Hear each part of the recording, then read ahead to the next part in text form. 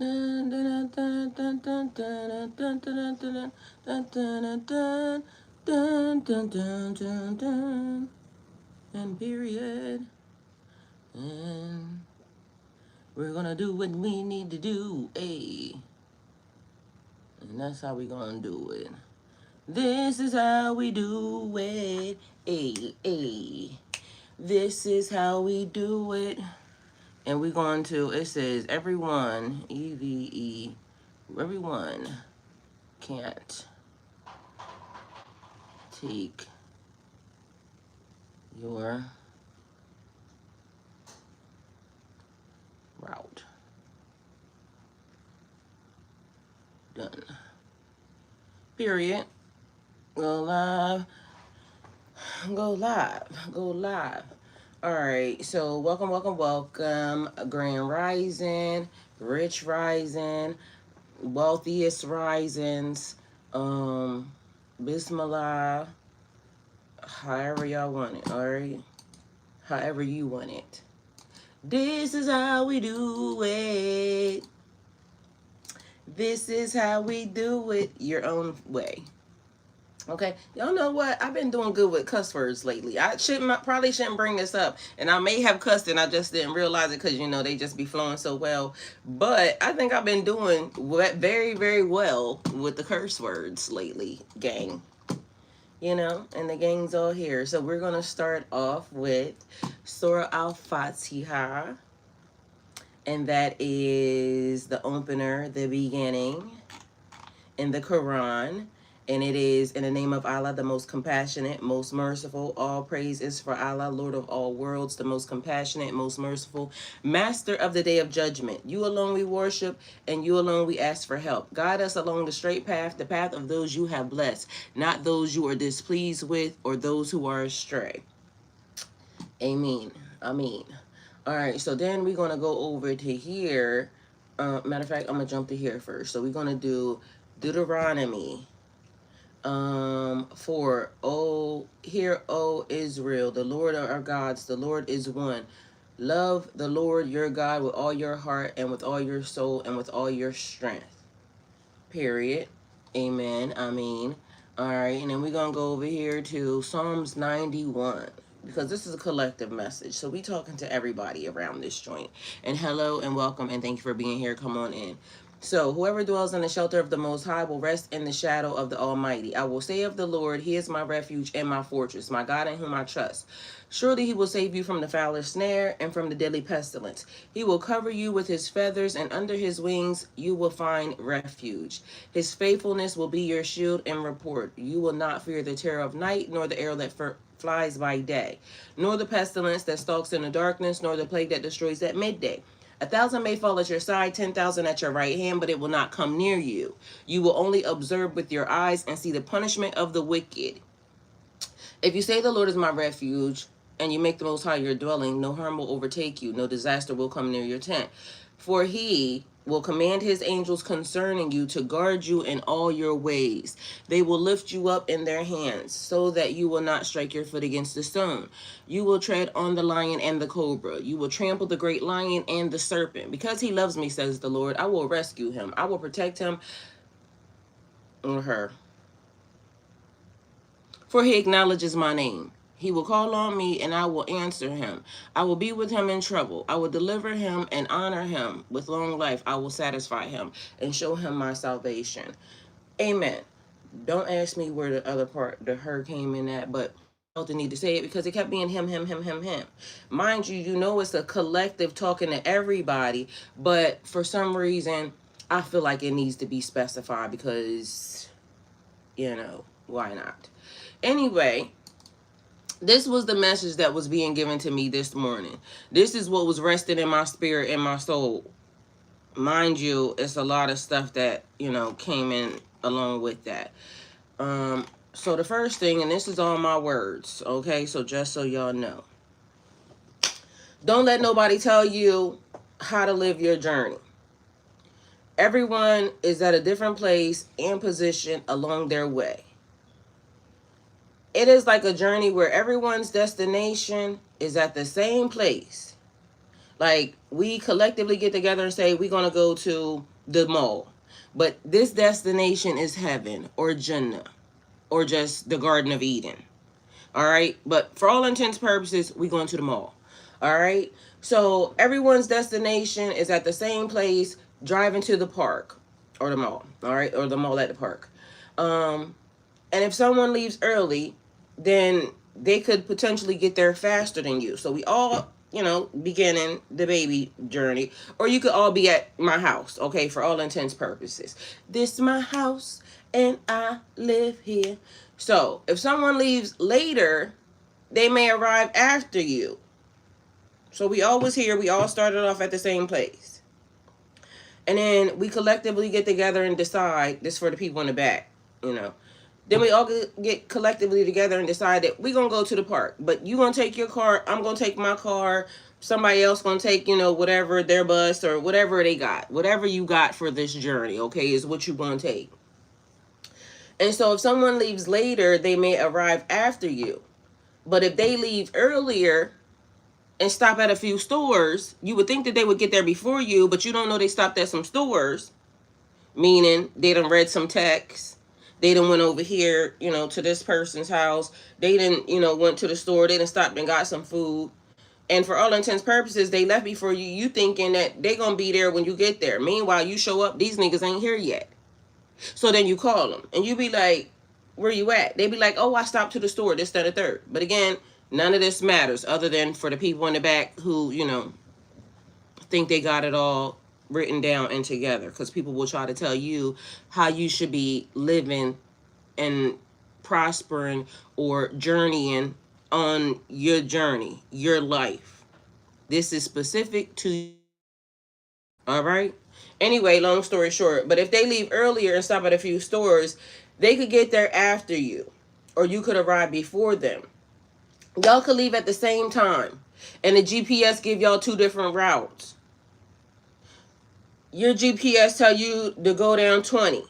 My GPS tells me to go down 85. And people do this all the time, because even leaving here, I'm from Delaware. So going to Delaware, for some reason, people's GPS will give them all different types of route. I'm going to take 20. Why? Because I live off of 20. That's the only route that I'm going to take unless something tells me that you can't go down this route, because that's the one. I'm going to go 20 to 95. That's my route. Somebody else, every time they come to my house from up that way, they take 85 and this, that, and the third. And I'd be like, why you take that route? Mind you, that's the route GPS took them. I ain't got nothing to do with it. But for all intents and purposes, that ain't my route. Anyway, so y'all can leave at the same time, and the GPS gives y'all different routes. Someone may want to follow you. Meaning, you know how you ever had people say, well, I'm just going to follow you here to this location. Well, what if God don't want you following that person to that location? Because what if along your route, because this is your appointed time and destination, we're talking about divine timing here. And along your route, God needs you to help a particular person. It could be somebody stalled out on this road, and God is sending you to help them out. But mind you, the person saying, we just going to follow each other, so you follow me, or vice versa. That may not be what God wants for you. So somebody may want you to follow them so y'all can travel together, but that might not be what God wants for you. You may have an appointed time or destination on a different route. God was God before anyone inserted themselves into the system. And for all intents purposes, good morning, Abby. I love you. Thank you for being here. She said, thriving, rising, period. For all intents purposes, I'm not talking against nobody's religion. If religion gives you structure, if religion is what found you in order to get you where you needed to be, then so be it. Why? Because I love all of y'all. Mind you, it's stuff that I like to have from over here. It's stuff that I like from over here. It's stuff that I'm learning from new people that I like. So I'm going to put it in my pocket and I'm going to take it with me. Why? Because this is my journey. And somebody may not like it, but how can you not like the quest for God. It's like me putting on my little Jesus sandals, which is right there. You know how the ones they used to have and they go across, and then all of a sudden, back in the day in 0.2 BCE, they was the hot shoe. It's like the Jordan. And then guess what? It's 2026, and now the Jesus shoes and slides is back. I just watched a man that was talking about the Torah say that at one point in time, early on in life, early on during the journey, when everybody started, you know, at 0.10 BCE, whatever it is, you know, everybody started off at the same. This particular individual said, we used to live side by side with everybody. The Christians, the Muslims, the this, the that, everybody. Judea, something he was saying. Anyway, he said they lived side by side. It wasn't a conflict. Everybody helped everybody. Man, I wish I lived during that time, and now, and then, and probably did. Because I still have the same GPS that I had back then on a core route to say, collectively, we all belong here. It's my house, and I live here. God created it for us. So, God was God before anything was inserted into the system. There have been many different scholars that don't agree on different points in the world. And you may be who God appointed to crack that code. And I said that to say this. I was listening to, you know, all the Bible stories. I'll tell y'all what I was listening to because it was a lot, right? And mind you, I told y'all, I don't know how I'll be retaining some of this stuff and I'll be dead sleep, like knocked out, probably snoring. But for some reason, God lets me learn this way, right? And then I wake up and it just confirms everything that I thought I heard, right? So as I'm laying there, I'm listening to people argue, people who are knowledgeable, people who have went to school. They are all arguing amongst each other as to what the 7 sins or the 7 spirits of God is. And so the thing that I ended up hearing, and I ain't looked none of this up yet because literally I had to make sure that I wrote this because I had to write this before I put it in the system. So I wrote this, and they were arguing about what it actually meant. The 7 spirits of God. But anyway, the part that I heard, the part that we can check, and this is where I was going to go check, it is at the beginning of Revelations. And so the people were trying to determine whether or not it was the spirits of God, whether or not it was angels, whether or not, because as they were, I love you more. And they said they couldn't agree because if they put it as to the angels, then it didn't make sense for this. And if they put it to God and the spirit, like collectively coming together, it didn't make sense because it is. Now, I know y'all probably gonna be getting sick and tired of me when I tell y'all it's always a person that comes along at the appointed time. And sometimes God just won't let these people crack the code because these people are not the people that were meant to crack the code because it was never for them anyway. It's a fail-safe mechanism that God puts into the system because divine timing is God's timing, nobody else's timing. So once upon a time in history, and I'm going to say entertainment purposes right now for this, but go look it up. There has been multiple times throughout history that some man decided that they didn't like what today's date was. And it didn't align up with their agenda. And then they decided, well, let's go ahead and, change the date. No, never mind that God already put in divine timing. There is a date for this. There is a date for this. There is a date for this. Why? Because it's a part of your GPS system. It's a part of the journey. And it's also a part of your story. But his story will come along and he will insert himself into the system and say that it's 2026. And for all intents and purposes, guess what? We just go along with it because, what we gonna do? We are a small piece of the puzzle is what we all think. Now, I told y'all about the story about David and Goliath, and so did they, right? And so it was looking like Goliath was suppressing the people based off of what they said. And so Goliath could have been minding his own business, trying to, do what he needed to do to get to this part of the family that lived over in, Washington, D.C., which would be this way, but not this. I'm pointing this way. It would be this way, though. But for all intents and purposes, I said it's this way. And Goliath was trying to get to his family because his mama and his daddy lived, in Washington, D.C. Now, people don't understand Goliath because Goliath is, super saiyan, super duper size, okay? And so when the little people see Goliath coming, like, I'm scared because that thing is huge and it could just smush me with his feet. Mind you, Goliath could have been being as careful as Goliath could have been to not smash nobody, taking Goliath route. But then here comes somebody, a DT, saying, y'all, we can't keep letting them giants come through here because they shaking the ground and they rumbling it. Mind you, these people only trying to get to their family the same way you trying to get to your family. That's it, that's all. But because this person now says, y'all, we can't let this person keep coming through here because they shaking the ground and it's rocking the houses, it's taking the foundation. We got to figure out how to get these bigger people away from here. And now they start to put into a narrative into the system and y'all start to believe them. And now, whereas God is not wrong because God created everything, good, bad, ugly, or indifferent, somebody put into the system, and I ain't saying this happened, I'm just letting y'all know. This is how rumors get started. This how stuff happens. Because for all intents purposes, I could be coming to save the system, and meanwhile, somebody is putting in the system that I'm wicked and evil. All I was trying to do was correct the system.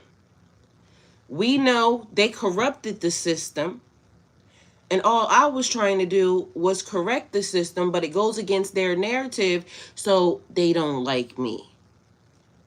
Now, God's timing is the right timing. People will show up when they're supposed to show up. People will exit when they're supposed to exit. God was God before anything was inserted into this system. There have been many different scholars that don't agree on different points in the world, and you may be who God sent to crack the code. Divine timing was and will always be key, but even man messed that up. So with that being said, your journey is specific to you. Nobody can't tell you what you should be doing or how you should be doing it. But guess what happens? Along your journey, you come into this realm and you need help. You're supposed to just be a vessel, being supervised. But people will condition you to be this, or this. They will try to control your journey, your pathway. Meanwhile, how many of y'all started off at a very young age discerning that what the elders or the older people wasn't telling you the truth? Some of y'all automatically came into this realm and said, "Nah, I can't just follow that." She said, "Oh my God, me." Because your internal GPS was already situated. Hey, Lady G. Lady G, how you doing? Your internal GPS has a fail-safe mechanism on it. And you wasn't going to be a go along to get along energy because God didn't create you to be that. God created you to stand out. God already had you on assignment. Lady G says me. God already had you on assignment. And so it looked like you're a rebel and you're rebellious. You're a bad individual is what they say. Why? Because they can't train you to be the same as everybody else. So then you start getting a bad narrative put on you. Oh, they're not going to listen. Oh, they're the bad person. Oh, they're the, that girl just going to do whatever they want to do. Meanwhile, you've been following the pathway, your GPS, the whole entire time. She said, I walked up on the pastor cussing with my grandpa like at 5 years old. Well, right is right and wrong is wrong. And so sometimes we automatically know what's wrong. Like, we might not be able to put our finger on it because when you're a child and you're small in the system, we can't put our finger on it because we may not have all the information, to everything yet. And this is where they try to make you be a go along, get along. So I'm going to give you this energy, this information, and this is all your, like, I'm going to put you in this box. And again, I ain't talking about nobody's religion at all, period. Because again, I love something from all of y'all. She said, because we know. Yes, you do know. And so your GPS is not to be a follower. Your GPS is to take this route, and maybe if, something happens in the system and God tells you to take this route, you going to listen and you going to hear. That's why God love y'all the way God love y'all. And this is why y'all are the people that say God don't play about me. Because when somebody tells you to follow a direction and you say no, and it works out to your best, your highest, and they like, well, how did you know to do that? Because you were able to listen. You wasn't trying to go with their settings. You followed what you knew to follow. And it works out the way it's supposed to work out. Even for the ones that stuff happens along the journey, later on you find out why you had to take that pathway and why that happened. Because there's 11 steps ahead of you where you are the person. You are the appointed place, the appointed time for this situation. So many, many moons ago, somebody put into the system. And sometimes it could last generations. This is why we have the generational chain breakers. I'm also a person that just told y'all I held a wedding dress for years and years and years. It's been about 5 years now. And it could have been over because actually I had that wedding dress when we first started. So I don't know how long I've been holding the wedding dress for a person, the appointed time. Mind you, the person said it fits like it should. Mind you, at first I thought it was mine. I bought it because it was my dream dress. And then dreams and things do actually change. Like, the more you know, the more you grow. The more you get active, the more something gets put in the system, the more God starts to talk to you, things start to change. And the direction or the GPS was already programmed, and maybe we didn't know. We may have thought, because that's one of those things where we make plans and God laughs, right? Because we, for all intents purposes, are, it could be a one-track mind. We got tunnel vision, right? Pertaining to a place, a person, a situation. And we may think that that is, what we're supposed to do because that's what we have at that moment in time. That's what we have that was put into the system at that moment in time. Like, for all intents purposes, I grew up Christian, right? So for me, it was, this Bible right here that has been, in the system. Mind you, I done had this Bible for forever today. This is a Bible that I got, I can't even tell you. It's falling apart to the tune of something's in my fingers right now. But anyway, my kids have Bibles that I have bought for them when they were younger. So we think that's the right way to go. And not saying that it's not. It's just that for me, I feel like if you're going to give me something, you have to give it to me in its entirety. You can't pick and choose what you want me to read. And I feel like at this point, that's what they did. They gave me what they wanted me to read. Mind you, I'm a truth teller, so I like to know everything, the beginning, the end, how this happened. And we could potentially never even know that, but if it exists for it to be talked about or discussed, I'd like to know. So today is about trusting what you can't fully see yet. She said the whole story, and yes, period. Today is about trusting what you can't fully see yet. There may be moments where you feel like you're moving slower than everyone else, or like your path isn't as clear. But that's not a setback, and that's divine positioning. Because remember I said that the timing has been off.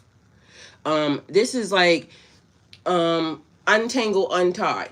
So God set us on this schedule, on this trajectory, right? Because when God started it, God knew what was going to happen. Even that the people were going to intercede, intercept, and we were going to let them, right? And I got a story to tell y'all that I learned yesterday. And again, look it up for yourself. And I can't remember where it was or which. I'll go over the list of what I seen yesterday. But it was the story of Aaron and Aaron being a priest.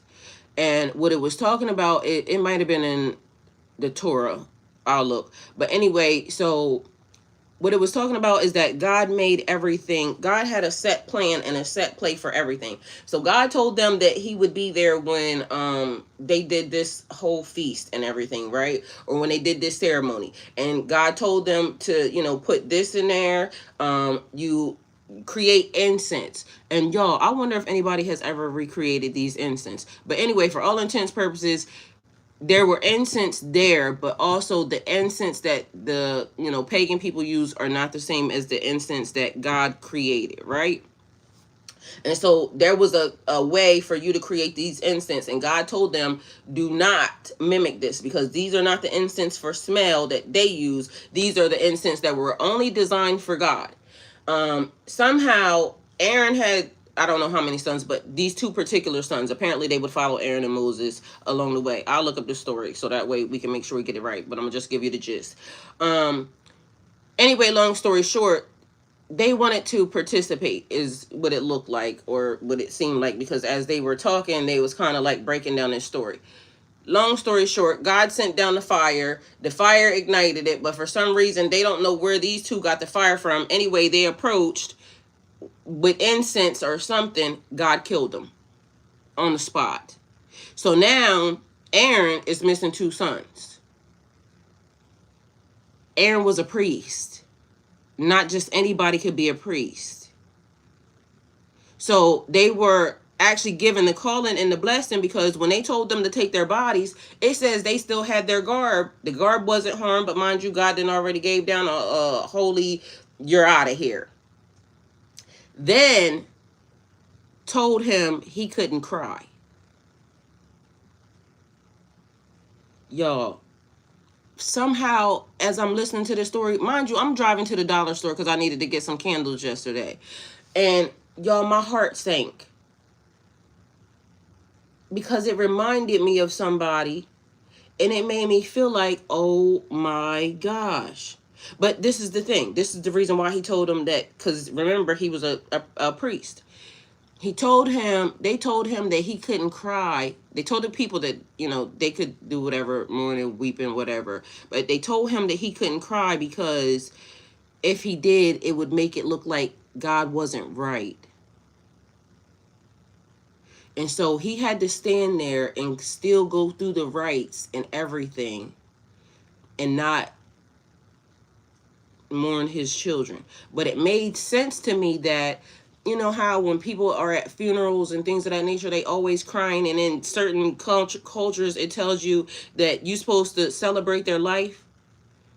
That's the reason why. But even in that, it's like God's timing is right. So when people say, well, why do God always take the good people, but he always leaving the evil wicked ones? Because them niggas need more time to get the shit together. Now, we would all beg to differ, like, God take them, but God's timing, God's timing is always the right time. So I'll go look up the story in a minute, though. But, and my heart sank for him, because it was like, man, he just watched, even past it just being his sons that just died, two of them, he just watched his generations be wiped away.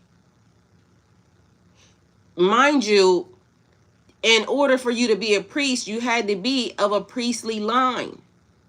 So there is no children, there is no grandchildren, there is no, whatever they did in that moment just wiped away his lineage for those two sons. That's crazy. Now, I just gave y'all the story, right? This is how the shit be working. Astaghfirullah, and excuse me for the cuss words. But this is how it be working. Y'all see how I just did that? I heard something that I wanted to share with y'all, and it, for all intents purposes, it's a great story. But I ain't give y'all the whole damn story. Don't that get on y'all nerves? Because once you get into it, you be like, well, why did you tell me the story if you wasn't going to tell me the whole story? That's how that book is. That's how I feel it comes off. Because you giving me a story and then you leave out, well, what happened with this? Because I be having questions that need answers. And then to find out that another book has the answer and you just decided not to put it in there because you felt like I didn't need that. I got questions that need answers. I mean, even if you thought that it was going to take my mind in a certain type of way, you still should have gave me what they said, because these are, ancient texts and scrolls and things of this nature that somebody that has first-hand encounters, or they were sitting next to the man that's sitting next to the man. That's like me telling you some stories about my mama that, only I can tell you because from my perspective, I seen her, I was there. I can tell you some stuff about my grandmama. For all intents purposes, I seen her, I was there. Mind you, I was talking to my aunt one time, and just so y'all know, like, even during the information and stuff that y'all get, even at a time, even being in a family, ain't even the same. Because my aunt said she didn't know this. And I'm saying I was a child and I knew that. I heard the adults talking about it. But guess what? During the time that, and my mom and my aunt confirmed this. My mom and my aunt confirmed the fact that when they were growing up, children were not allowed to sit in the presence of adults. You couldn't sit and, ear hustle. When the adults started talking, you better get the moving. As things changed, as time changed, we were allowed to start doing different stuff. Abby said, and then they don't want you to have questions. And none, because that's why I'm telling you what I'm telling you. So during the time when my mom and my aunt was growing up, and mind you, I think there's an age difference between them. I don't know what the couple years are, maybe 6 or 7 years. I don't know. Just imagine my mom is older than my aunt. And so it's still being the same thing 4, 5, 6 years later. And this is stuff that we need to know. This is stuff that we need to hear about. And allow us to make our own, assumptions, or our own, logical thought process, or have our own logical thought process about it, but it would never fit their agenda. Now, something happened yesterday, and I think it happened yesterday because I just seen it today. And I don't know if I saved it or anything, but because I don't really follow these people, but the lady, let me see if I can find it. I ain't never had no woman. Okay, so dun, dun, dun, dun, dun, dun, dun. All right, so I'm gonna just give y'all the gist of it again. Another gist. The lady that Candace Owens, apparently she's saying that Candace Owens breaks news today, 04. I think she's trying to say that the people that Well, hello, darling. Wow, this is a good table. I like that table. You're doing well, right? Okay. I think you should sue him, but I told her you ought to sue somebody. They're so jealous of Erica. I said you ought to sue them. I can say you're not allowed to say this. You have to be nicer. Sue their ass off. But I want to thank all of those who are helping us. 3 Club should be sued. You're going to sue Drewski? You're going to sue us for knowing that they're lying about everything, for keeping track of their lies? By the way, I would like to keep reminding you that most of us welcome a lawsuit because then they would be required to give us the information that we're asking for. That would be great. It would be required to provide the information so there's no more guessing. We don't have to guess. We can demand. We could do exactly what Tyler Robinson's defense is doing, saying, how did you get this technology? We'd like to see the literal receipts. What was the chain of custody? The reason you should never sue, which is just some advice, is if truth is not on your side, because it will come out eventually. And it'll be painstaking. Because the easiest thing to do, if truth is on your side, is just answer the questions. Hand your phones over. Do a long sit down. Right? Publicly. Do it for the public. And they're not going to do that. Right? That's just, we're powerful. We have money. Scott Besson can issue letters on the spot and say they're great. Look, we're at the White House celebrating Easter. She said, now I need to run with this right there. That's exactly a fact. There is no true power without truth. And I'll tell you, we never really switched from that foot, did we?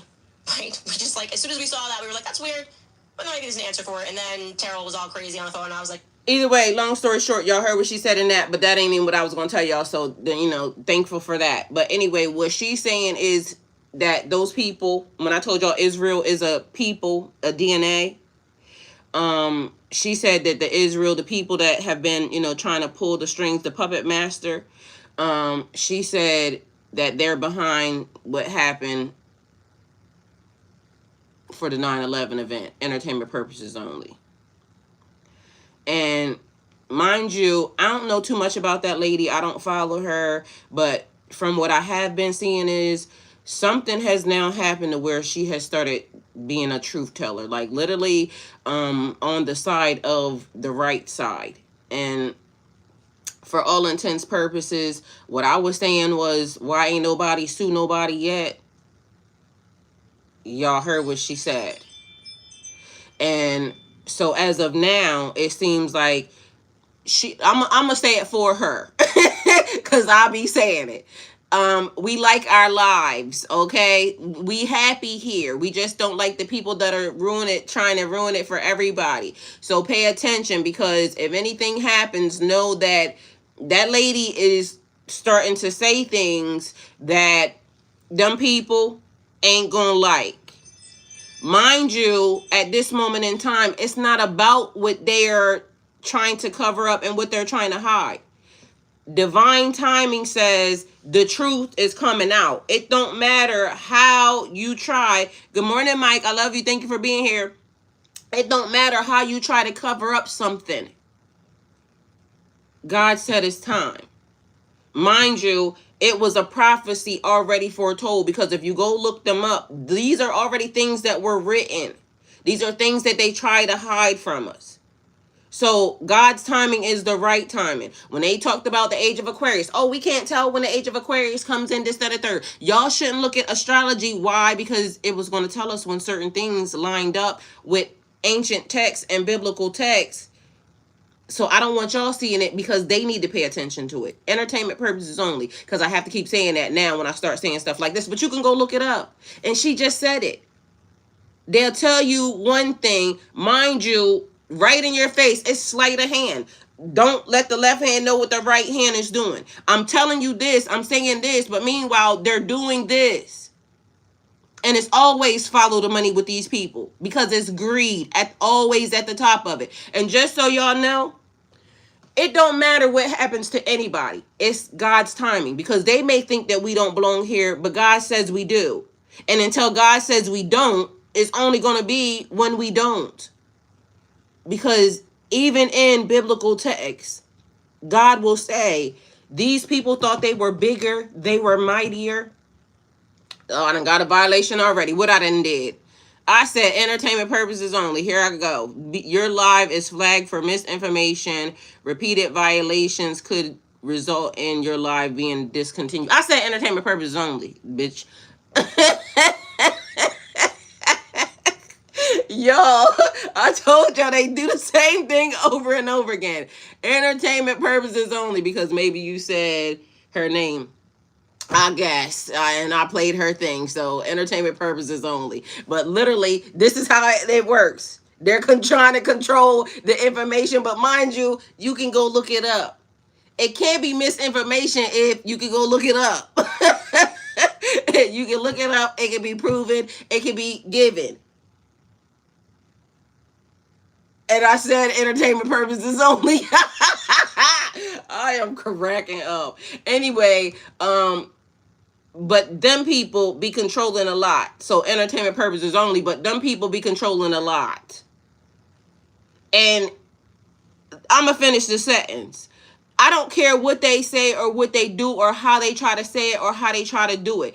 Even during the time, it says these people thought their army was bigger and better, and they thought they had it sold up, wrapped up. Guess what God did?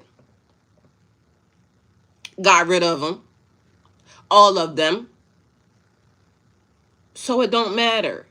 And mind you, the amount of prayers and the people that are going up, it's about waking up, because they don't want you to be in alignment with your moment, your time. They want you not to know.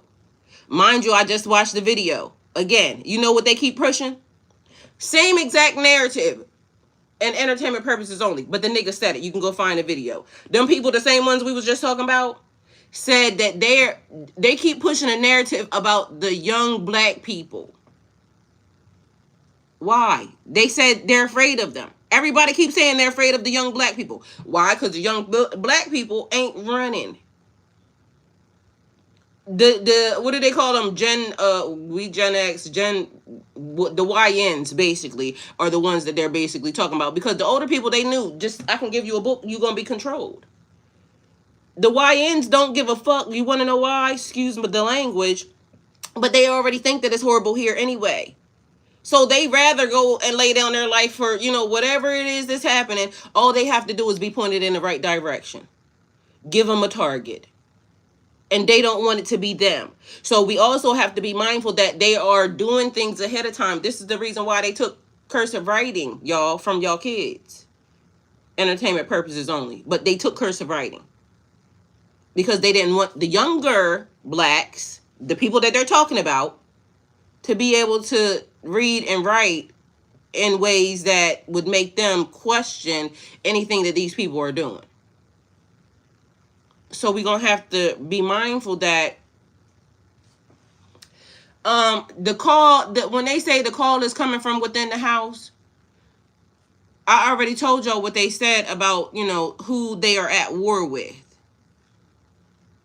Right here. We don't worry about us being, targeted by anybody else. Our own government. Entertainment purposes only, but not, it's a true fact, our own government targets us. I just got targeted 5 seconds ago.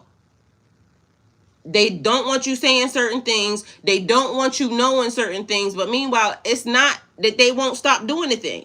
The thing that they're doing is what's creating us to have to talk about it. But mind you, they get mad at us for talking about what they're doing. She just said the same shit.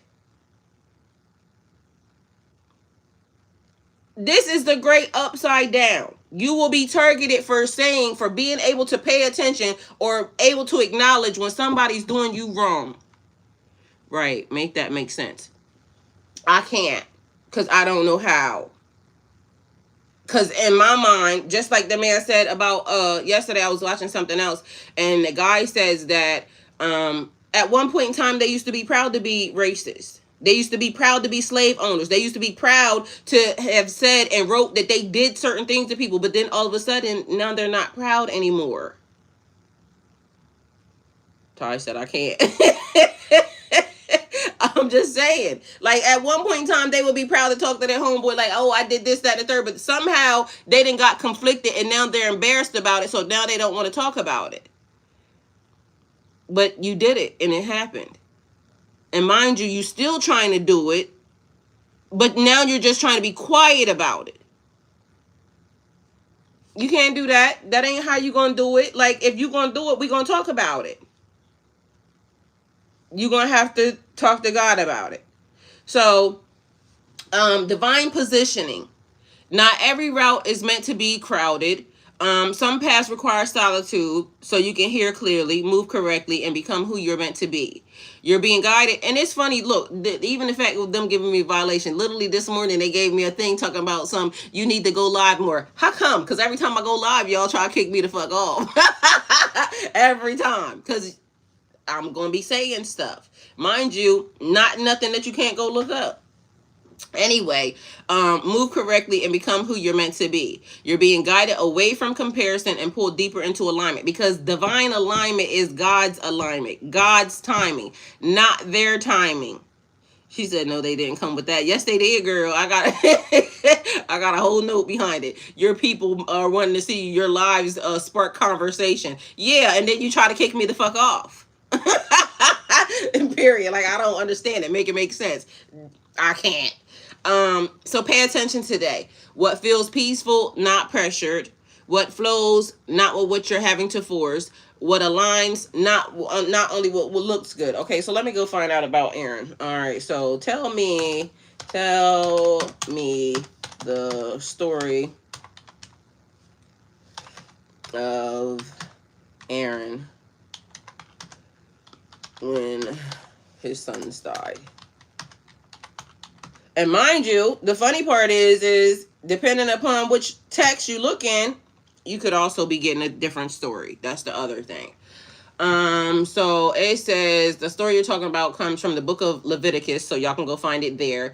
And it's one of the most powerful and sobering moments involving Aaron and his sons. What happened? Aaron had 4 sons, and 2 of them, Nadab and Abihu, were priests, just like their father. They were chosen and set apart to serve God. But one day they did something God did not command. The Bible says they offered what is called a strange fire, because God had sent down a fire.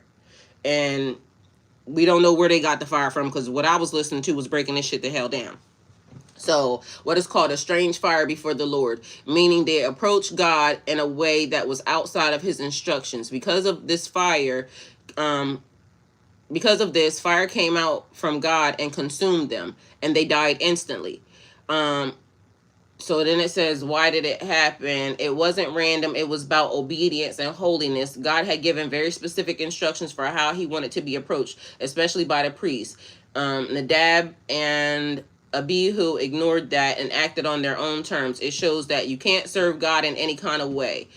And that's any kind of way. But mind you, it's several different texts. I mean, different ways. So technically, God was God before anybody came along.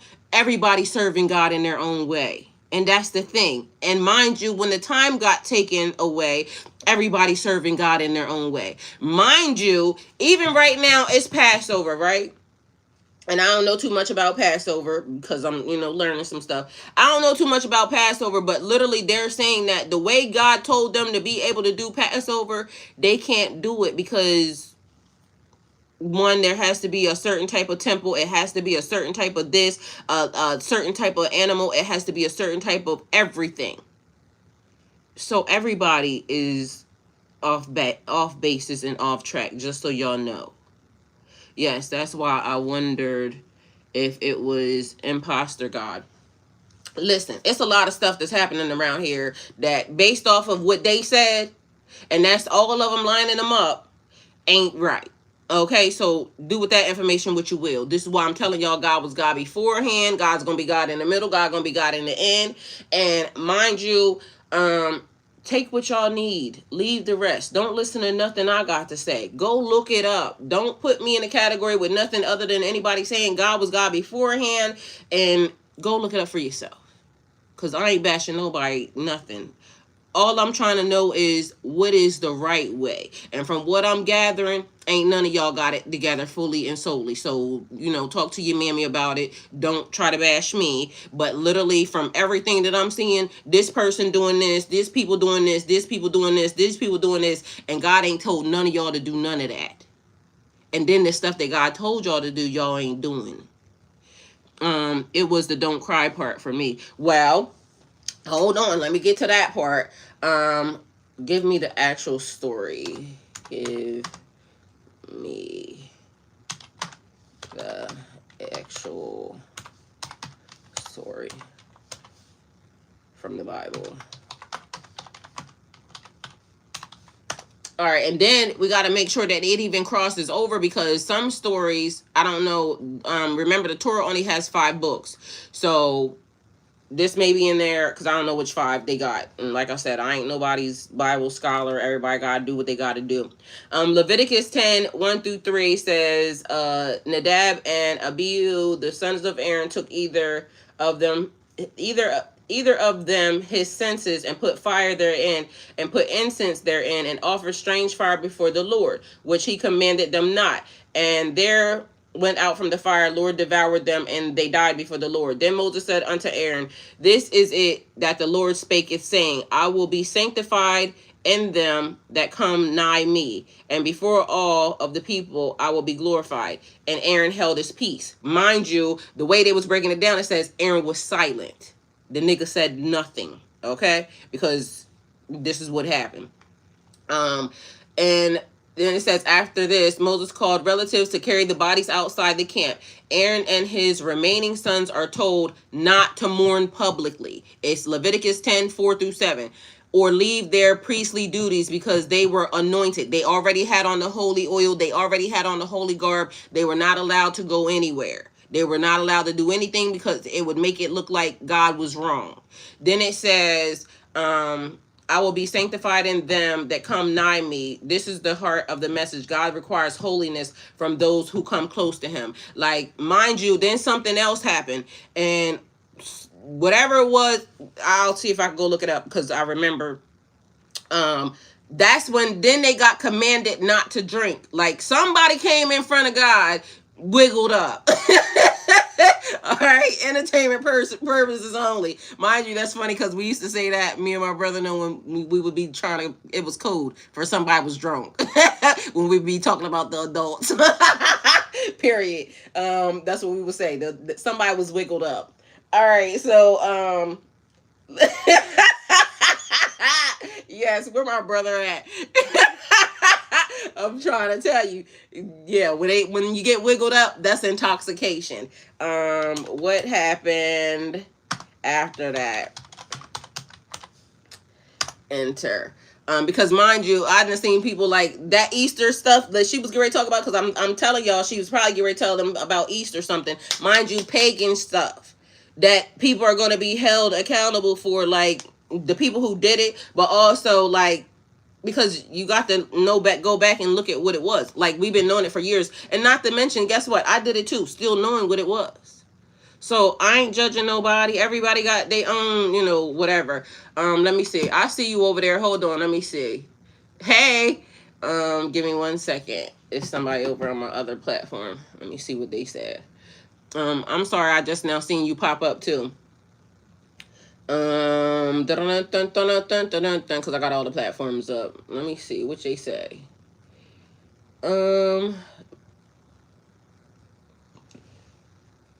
I would like to watch your next stream. Add me on.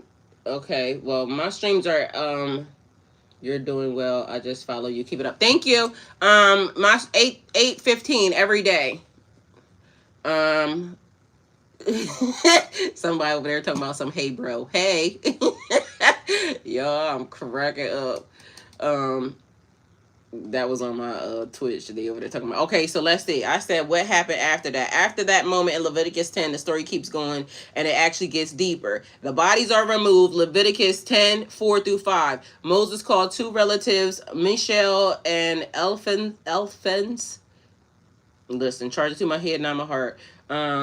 To carry the bodies of Nadab and Abihu outside the camp. This shows that what happens was serious. There was a separation from the holy space. Aaron and his sons are told not to mourn publicly. Leviticus 10:6-7. Yeah, wiggled up. She said, I'm confused about this time of the year, honestly. Well, their Passover is right now, and then Easter is also right now. Technically, the Torah came first, so if we're listening or paying attention to any of it, it would come from there.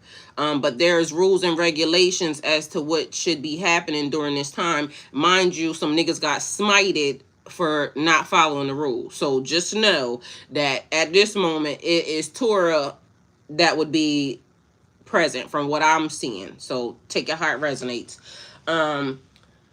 Moses tell Aaron and his remaining sons, don't uncover your heads, don't tear your clothes, a sign of mourning. So don't cry. Told them don't cry. Don't leave the tabernacle, because they were already anointed priests. They had to stay in their position. But the rest of Israel was allowed to mourn. So they did tell the other people that they was allowed to, feel whatever they felt. The new command says sobriety, Leviticus 8-11. Then God speaks directly to Aaron. Do not drink wine or strong drink when you go into the tabernacle. This is important because they believe that Nadab, the sons, and Abihu may have been impaired, leading them to act improperly, because everything was already set up. Like, you had to follow everything to the T. But somehow, when they died, they think that they were drinking, because they said, when they was breaking it down, like, it wouldn't have been addressed if it wasn't an issue. So that's why they think that was the moment when no wine or strong drink came into play, because that happened. Then it says, God explains why. So you can discern between holy and unholy. So you can teach the people correctly. So even certain people, even when it says, Jesus turned water into wine, and the people be saying you can have wine, this and the third. Certain people are not permitted to be able to drink at all, period. Because once you're in position, you can be, they call drink spirits. So you could be tempted or you could be led in the wrong way. And then you need to have, full capacity of your mind, your thoughts and everything. So once you get in a certain position, you're not allowed to have nothing. And it makes sense because you're over people. Act like you got some sense, okay? Because some of them preachers be wiggled up. Period. Happy Great Friday, y'all. Don't be wiggled up. So it is important so you can have this discernment between the holy and unholy so you can teach the people correctly. Instructions about eating and the offering. So this was what was important, because it is like when I said, it has been, studied, and they will tell you don't break bread with people who you really don't like, because it messes up your digestion. Entertainment purposes only, but it messes up your digestion. Right here is when they're saying like certain things you're not supposed to be eating. So even when they was talking about the preparation of the food, it can't be this and it has to be this. It has to be done this way. Like, you're not allowed to just be out here. Like, it's rules to this. But mind you, it is the covenant that you had, and mind you, it's not even a whole lot. It's not a whole lot. It's just that basically people be doing what they want to do during the times when they, shouldn't be doing what they want to do, because it's a whole ceremony taking place right now, and you're not supposed to be doing whatever you want to do during a whole ceremony. It's like a ritual that's being done. But mind you, they said they don't be doing rituals. These is rituals too. I ain't saying nothing because, God told them to do it, but apparently, or that's what they said. But that's a ritual. Okay, so just so we're clear, that by all standards, these people keep telling you not to do stuff, but stuff be getting done. And I ain't saying God was the one that, did it or said it was wrong. I'm saying that the people that try to taint the system, that been trying to taint your mind, your brain, your everything, been telling you not to do stuff in the midst of doing stuff. Okay? So there's that. So it has instructions about eating the offerings. Leviticus 10:12-15. Moses reminds reminding Aaron's remaining sons how to properly eat the holy offerings. Basically, stay in order. Do it the right way. Because niggas just got, murked out this bitch. Mind you, and just so y'all know, it was one of the things where it says, just so y'all know that they was still in the covenant, like it says that their garbs never got touched. Whatever happened, like you would think that when somebody got fried, it would get rid of, because it said it hit them with a fire. The garbs were still together. Meaning that the covenant, what they were under was correct, but what they did was wrong. So know that. It says Aaron's quiet grief shows Leviticus 10:16-20. Later, Moses realizes a sin offering was not eaten, as commanded, and gets upset. This is one of the things, because even with the children of Israel, these people, somebody always doing something that they ain't got no business. Mind you, even in the text, it says these niggas is hard-headed. And then, so God commanded them, they went to war with some people. God commanded them not to touch something. Somebody in the camp, tucked some stuff away, stealing. And then they got their ass handed to them on the battlefield. They was trying to figure out why. God came down, told them, y'all, this person did this. So then they had to kill the person that did it. Like, it ain't no games around here with this stuff, okay? So that's why I be wondering why a lot of people ain't dead. Because some people need to be, off of their head, because what the fuck. Anyway, so later Moses realizes a sin offering was not eaten as commanded and gets upset. But Aaron finally speaks and explains. After everything that just happened, losing his sons, he didn't feel it was right to eat the offering. And when Moses hears this, he accepts Aaron's response. So it says what that part means. It shows a few powerful things. Even in judgment, God still gives instructions and order. Leaders are held to a higher standard, period. You can be obedient and still feel grief. God allowed Aaron a moment of human response, and it was understood. After the fire came correction, clarity, and structure. God didn't stop everything. He tightened the order. Aaron didn't rebel. He stayed in position. And even in loss, the assignment continued. All right, so then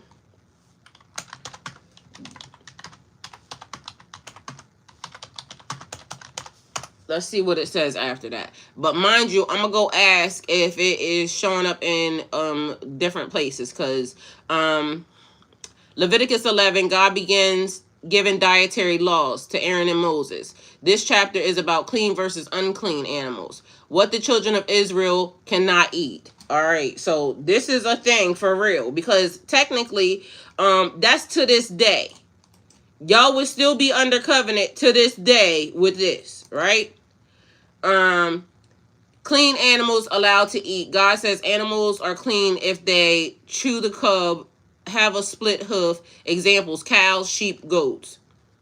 Unclean animals not allowed, even if they have one trait but not both. They're unclean.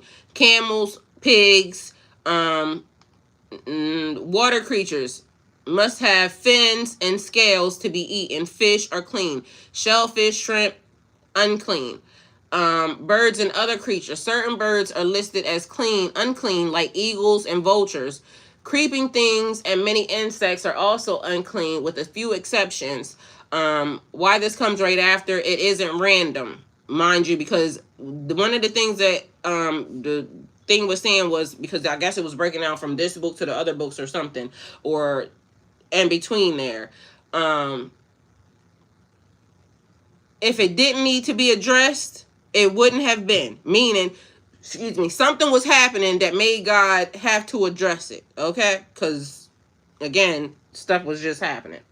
So, it says this isn't random. Right after the death of Nadab and Abihu, God immediately reinforces discernment, obedience, and separation between holy and unholy.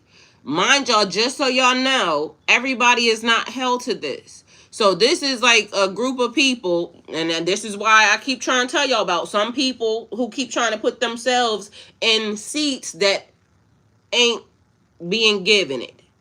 Some people just follow the culture because this is what, they have been passed down. But mind you, it was a lie. And I want to take, your birthright.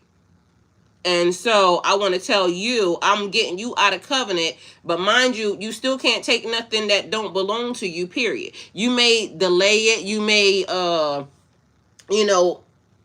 do whatever it is that you want to do, but eventually these people are going to figure it out. Eventually the time is going to be the time when God reveals it. It says it. The text is there. So know it.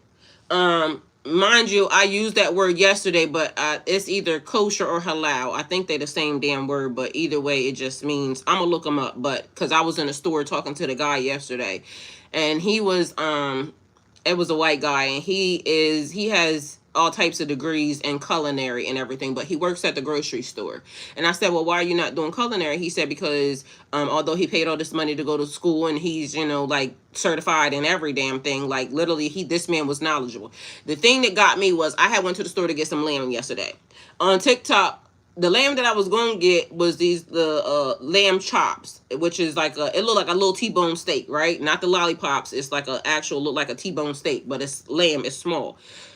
So when I got in there, I happened to see what this lady on TikTok had been talking about, that they have lamb ribs. It's like a chest plate, right? And I ain't never had no lamb ribs before. So ever since the lady said it on TikTok, I wanted to get some, right? Mind you, the price is you get 2 of them for like $9-10. They got a couple different prices in there. Anyway, long story short, I ended up going in there to get it, and I found it. The company, I want to try lamb chop. I love me some lamb. The meat all tastes the same, so just so you know. But like it just be like the lollipops, that, or the rack of lamb, because that's what the chest plate is. I think that's the one that they would have. I don't know, because I ain't gonna lie. Anyway, so the thing that I noticed, Aldi has their own brand. Everything, Aldi makes their own stuff. So I happen to see on TikTok that apparently Aldi has a lot of kosher and a lot of halal stuff. So I didn't even shop at Aldi, because Aldi for some reason gives me like, I don't know. I ain't gonna say nothing because now I'm in Aldi, right? Because when I first started going to Aldi, it gave me like secondhand store.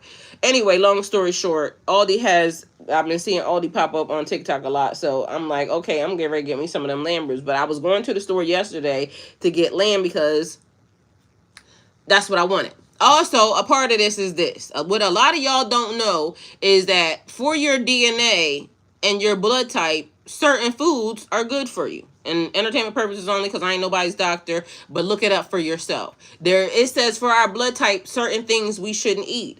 And for our blood type, there are certain things that help our blood out a whole lot more, right? So lamb is one of the things that's on my list that's huge. I love me some lamb. And when I can get it, I can get it. Because I normally go to Food Depot, but Food Depot don't be having nothing. But I decided yesterday I was going to go to, because I wanted a specific thing. And I don't know if it's because of Passover and everything else, but it gives me the same stuff that I always be eating. But, here we are. So I made cucumber salad. I made lamb. Anyway, long story short, as I'm in the store with the guy, the lamb that comes from a certain company, which they said it's all Aldi stuff. Aldi, everything is there. It says halal. And so as I'm walking by, the same package, which is, I don't know, it's in there, but it's a green package, and it says smart something, or I don't know. But anyway, when I'm walking past, going to get my hummus, the pork section is right here. The green package catch my eye again. So I look at it and I'm like, how the hell could they have a halal product and still do pork too?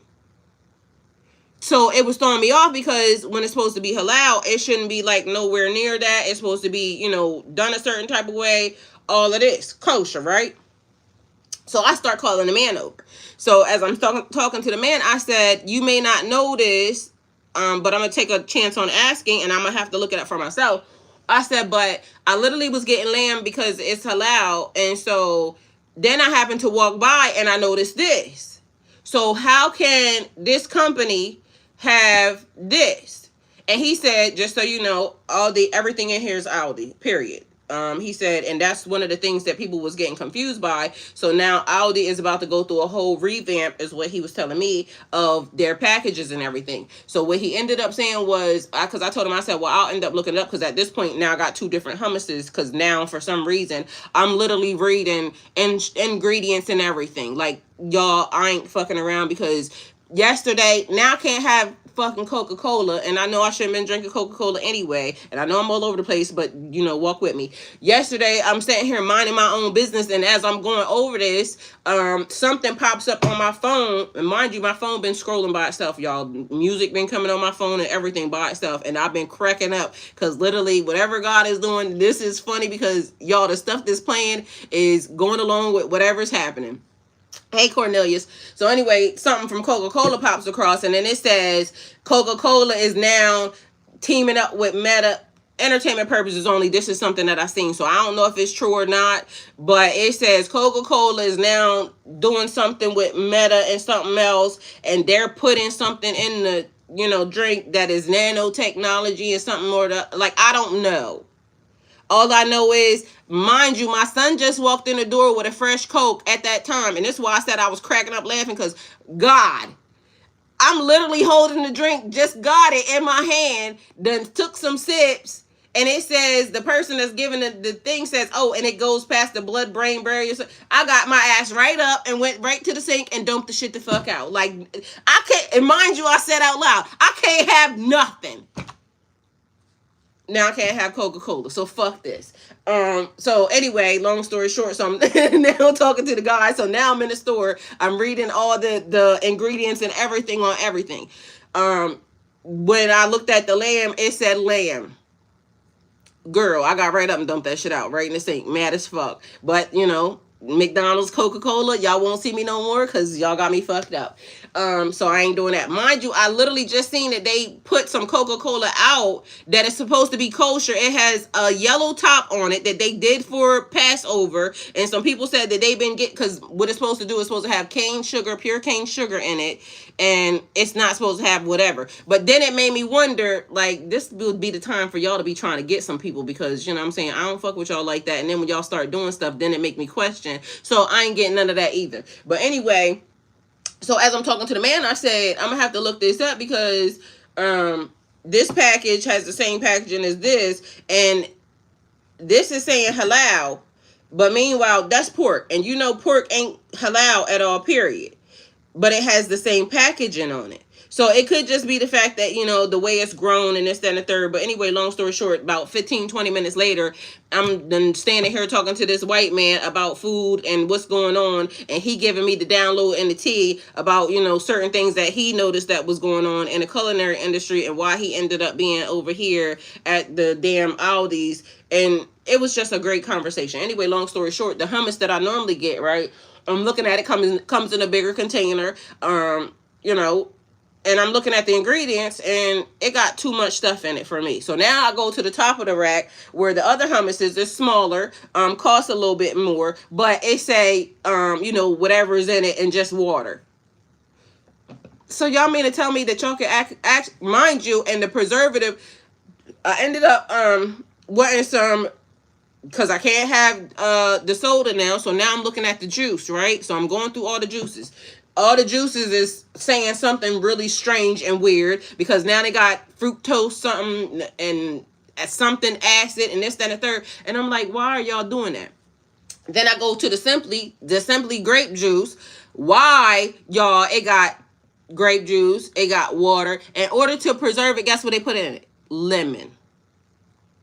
They can literally make this stuff to be preserved with vinegar, lemon, salt. Why y'all putting all that other stuff in it? So anyway, long story short, it took me a whole long, you know, period of time, because now I'm looking at what's on what, and if it say this, just like rice, like y'all would be, you know, befuddled to understand that rice should just be rice. Rice grows and it's just rice. But if you go to the store, guess what y'all not getting? Rice. You have to actually look at the ingredients and make sure it says rice, because some rice don't just say rice.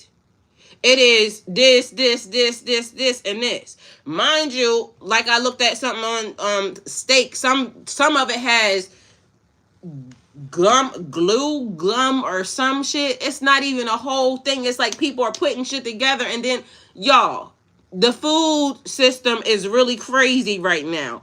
Read everything and leave they shit on the counter and figure out what you can actually eat that, or what you can make, because the ingredients list and some of this stuff is crazy. So I wanted some olives. Never ever got the olives, because but I did notice the difference in the olives. So some olives has olives, and then it has some, you know, whatever the preservative something is.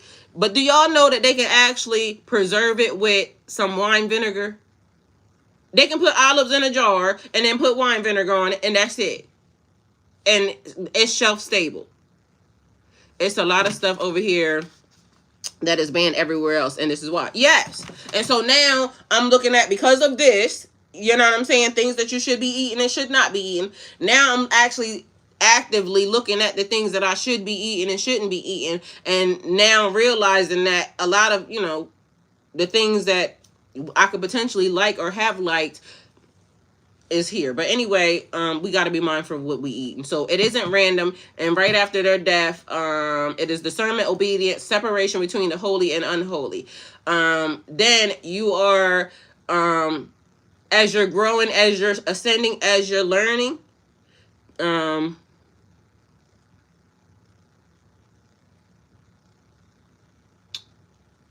I'm just going to ignore you. And your next words, whether or not, you know, I think that that's the person that's normally here. So I think they just was saying it. But the way it's worded, it just looks, you know. Anyway, so Leviticus 10, judgment for doing things the wrong way. Leviticus 11, clear instructions on how to live the right way. after correction comes instruction. So God wasn't just pushing and punishing. He was teaching his people how to live and set apart in every day, in every area, even down to what they eat. But mind you, like I keep trying to explain to some people too, there's good and bad in everything, because people are still held with the instruction. So if a person can't hear properly, then you could potentially end up with, now we out here, enslaving people in all the fucking wrong ways. God ain't told you that. Or maybe God did tell you that, but it might have been for a reason. You know what I'm saying? But the way they be doing it and the way they be talking, I can't fuck with that. And I can't fuck with nobody that, don't fuck with me. All right? Give me this. Hold on. And whether or not y'all like that or not, y'all gonna have to go to God about it. Because if you got hate in your heart for me, then clearly it's a you problem. And I'm gonna go this way so that way I don't be held accountable for, what I'm gonna do if you try to play with me. So I don't want to go to hell for whatever it is you got on your mind. Give me... And for anybody else thinking that, they got to be better than anybody else and all this other extraness, like, that's weird to me. All right. And then I'm going to ask one more thing. So then, so Leviticus 11:1-2, and the Lord spake unto Moses and Aaron, saying unto them, speak unto the children of Israel, saying, these are the beasts which ye shall eat among all the beasts that are on earth. All right, so then the other part of something, let me see, is this the Torah? All right, so this is absolutely in the Torah. It's the book of Leviticus, and it has the 5 books. So I don't know if y'all want to write them down, but the Torah includes 5 books: Genesis, Exodus, Leviticus, Numbers, and Deuteronomy, which this is the beginning. So this was the first people that came along saying that, they was talking to God. Mind you, it's accountants of people who lived to be, 930 years old, I think, for... one of them, 969 for Methuselah. Check it yourself, because I don't know. Or 68, somewhere around there. So then, I can ask, is this and the...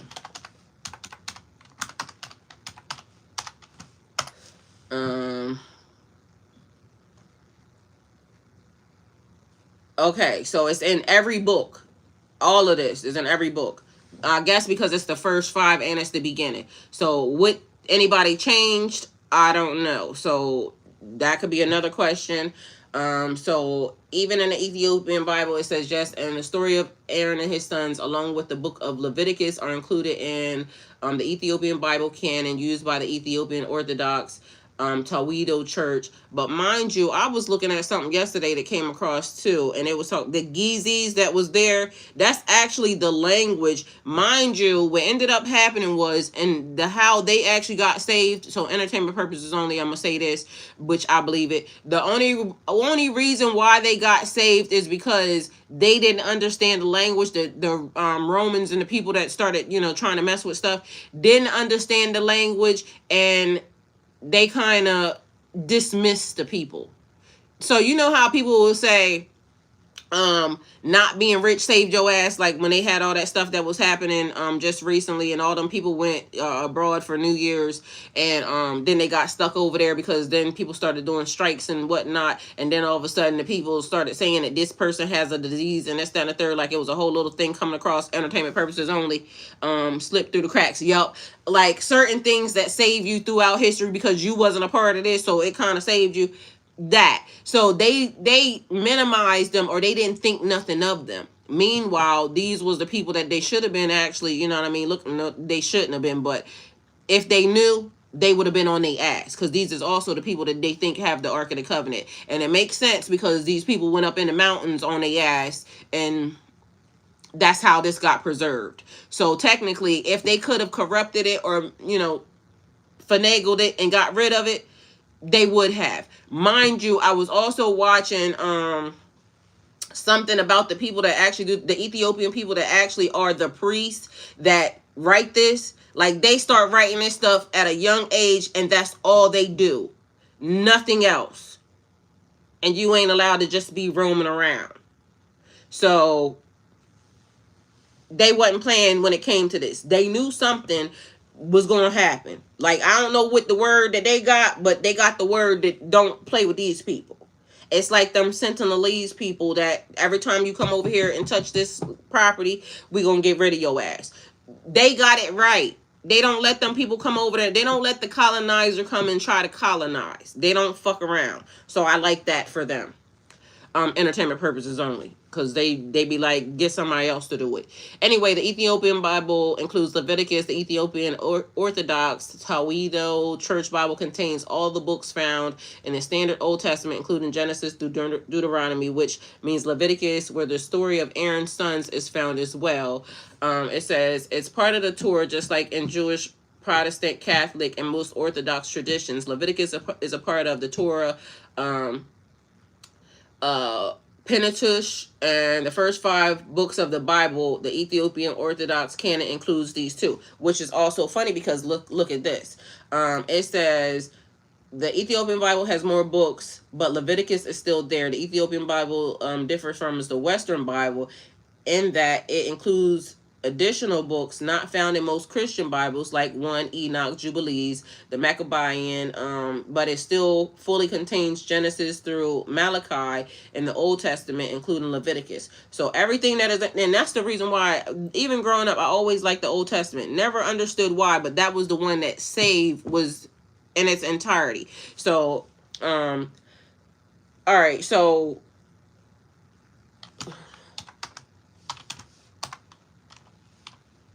just so we are clear,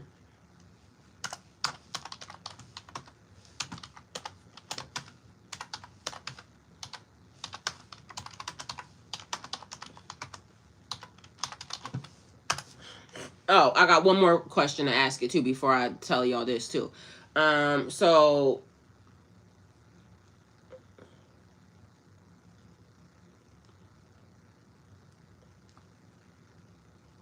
nobody celebrates Easter. Okay. So no, they do not celebrate Easter. They celebrate Passover instead, which is directly tied to Exodus story in the Torah. Easter has no origins when it comes to the Christian celebration of Jesus. So why would they have given them Easter or given us Easter? Meanwhile, they ain't got no Easter in their system.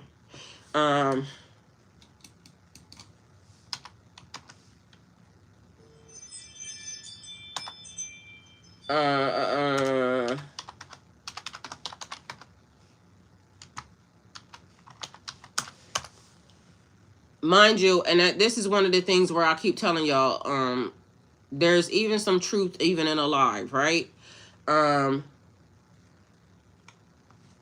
whole story, this story is in every text, every one of them. So even in the Quran, Aaron is there. His name is called Haram in the Quran. He is recognized as a prophet and the brother of Moses. He helped Moses lead the Israelites and spoke. So the truth would suggest that this story actually happened, right? That's what I would guess. That this is real. Because remember I told y'all that the Bible, technically coming to find out, is a prophecy coming to play itself out. But they gave you the stories along with what's supposed to happen today, if we go with the whole full canon, right? Now, the only thing that ain't within all of the canons or any of the books is fucking Easter. Easter is only given to the Christian people of now, not the Christian people of before, the Christian people that live over here, because they ain't celebrating that. Why? Because even when you go look up the history of Easter, it is a pagan holiday. So, and you can tell where it happened at. You can also tell where the dates and the times got changed. Mind you, we're talking about divine timing. Who amongst any of y'all think that there is a man that's bigger than God that should have changed a date, a time, or any celebrations? Because if you believe that God was God before, after, in the middle, then why is there a debate over somebody doing something that God didn't give y'all to do? In no text. None of these books say that. No such man, and period. Again, I ain't saying nothing, but mind you, when other people are doing the correct thing and aligning themselves, as close as they can, because somehow they still let these people change dates and times, they're not doing that. And, narratives have been changed in everybody's form and fashion. So I ain't saying that nobody's even right. We definitely know where some wrong was, but I ain't saying nobody's, fully 110% correct in anything or everything that they do. But mind you, it's still good in anything. So if there's structure that you're looking for and that's necessary and needed, great. Because like I said, I got a problem with, a lot of the lessons, some of the lessons coming from everywhere, because certain things you just not going to tell me and think that that's what it's supposed to be. It says that Ethiopians celebrate Easter, Fasika, even though they follow some Torah-based tradition. So somewhere, like even in it says the Ethiopian Orthodox, so they have adopted some of what these people have done. So it looks like they follow both things. Ethiopian Orthodox Christians celebrate Easter and Fasika, even though they follow some Torah-based traditions and practices. Let me see what Fasika is. But these are the people who are adopted later stuff. Is it in the intention?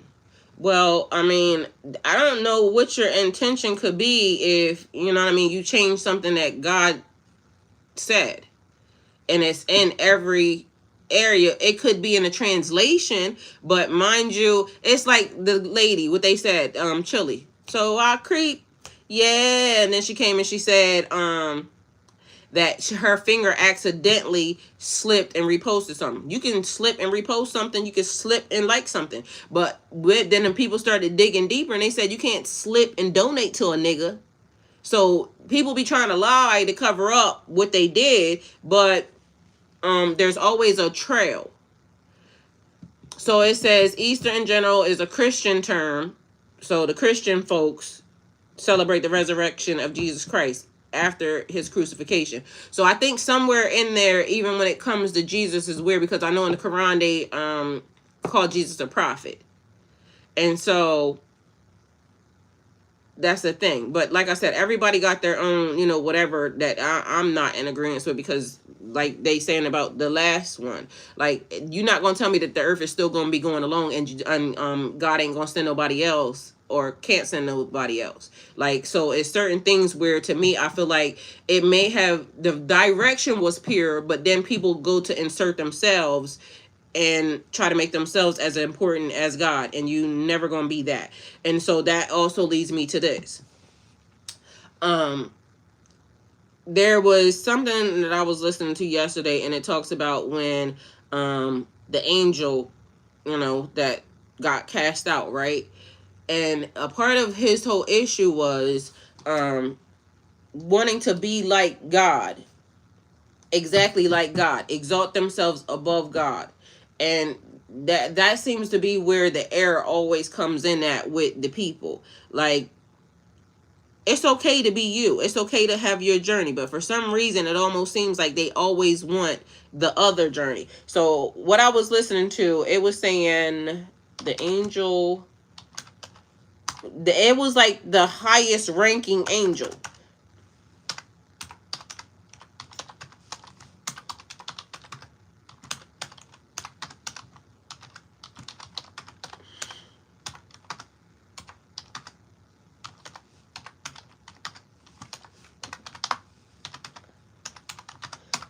Or a cherubim, which is crazy because these things don't look like what people think they look like.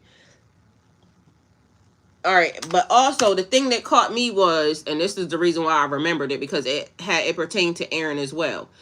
The one that got cast out, yeah, the greener pastures, girl, you better know it.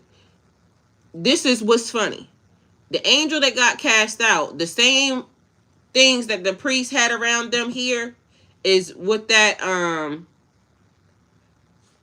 she said no such man, period, is what that angel had around it. So it says, the description of the highest ranking angel, often understood to be Archangel Michael, or in some traditions, Lucifer, before his fall, as described in the Bible, is specifically in Ezekiel 28 and Revelations 21 and 22. Remind me to go to Revelations before we leave, because I need to go to Revelations 1 and 4.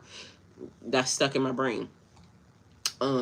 So we need to figure out what it says, because it's something from something I was listening to, but that's what got stuck in my brain. Revelations 1 and 4.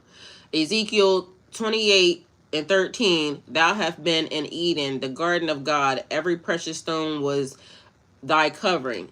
The sardis, the topaz, and diamond, the beryl, the onyx, and the jasper, the sapphire, the emerald, and the carbuncle, and gold. The workmanship of the tabrets and thy pipes was prepared in thee in the day that thou wast was created.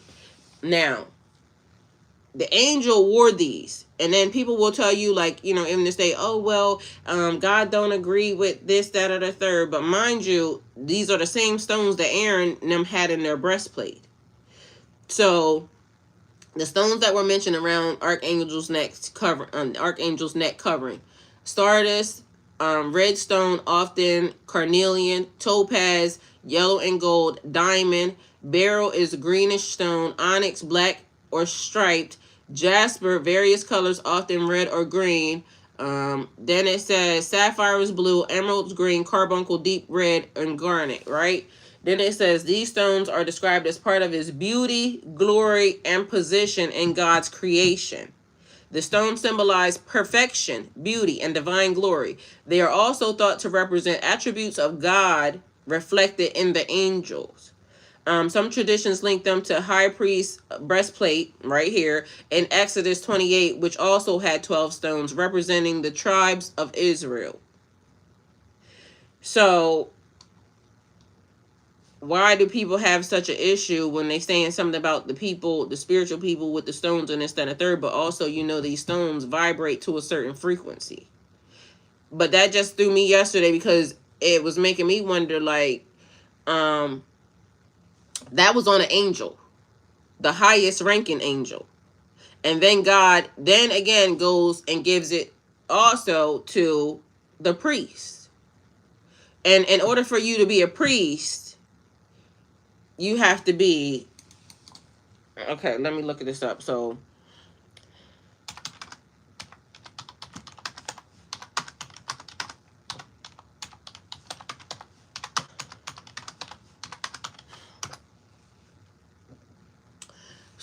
it says, in order to be a priest, you must be from the tribe of Levi. Only Levitites were chosen for priestly service. That means that also somebody in Ethiopia has to be a part of that bloodline, because in order for them to take the Ark of the Covenant, you had to be a priest.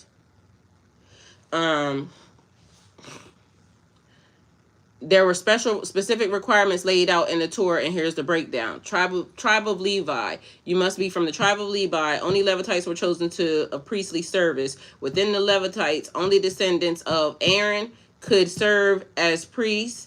Kahoni, whatever his name is, who performed the sacrificial duties. Males, priests were male. The priestly line was strictly patrilineal from father to son. Physical perfection.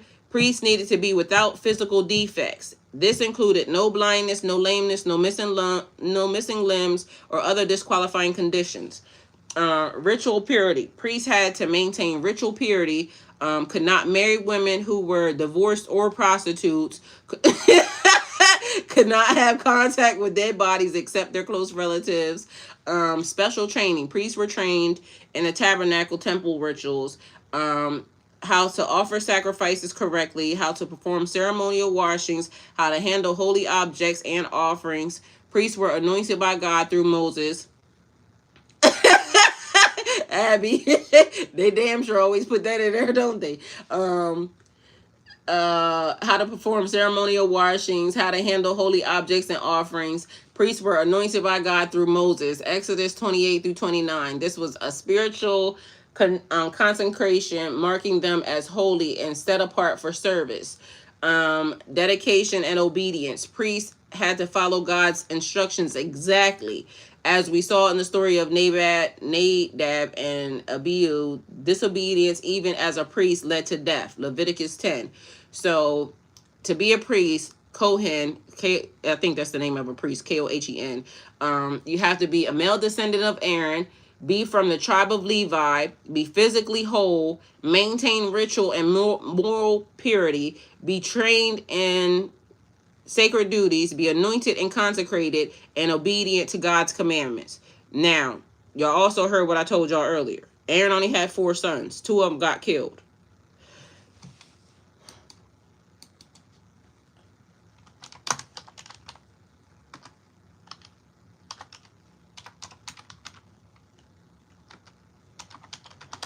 To be from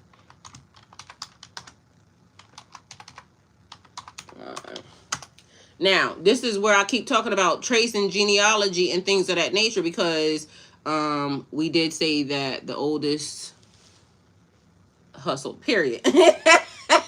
You ain't never lied. So be mindful that Aaron lost 2 of his sons. They had no wives or any of that beforehand. So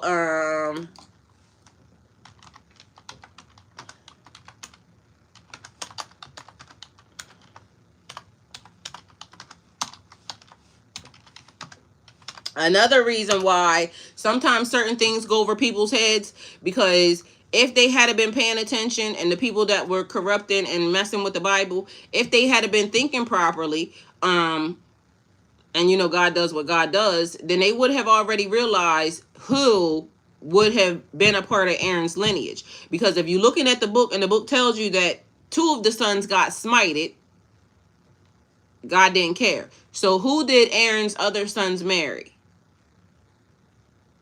And that would be the priestly bloodline. Well, those are some extreme conditions, almost perfection. Yes, because you have to remember the Ark of the Covenant, the way they explained the Ark of the Covenant, to me, it sounded like a nuclear something. I ain't gonna lie to you, because you had to wear certain things. You had to do matter of fact, I don't know why, but something also I needed to hold on, we're gonna finish this first. But it was talking about the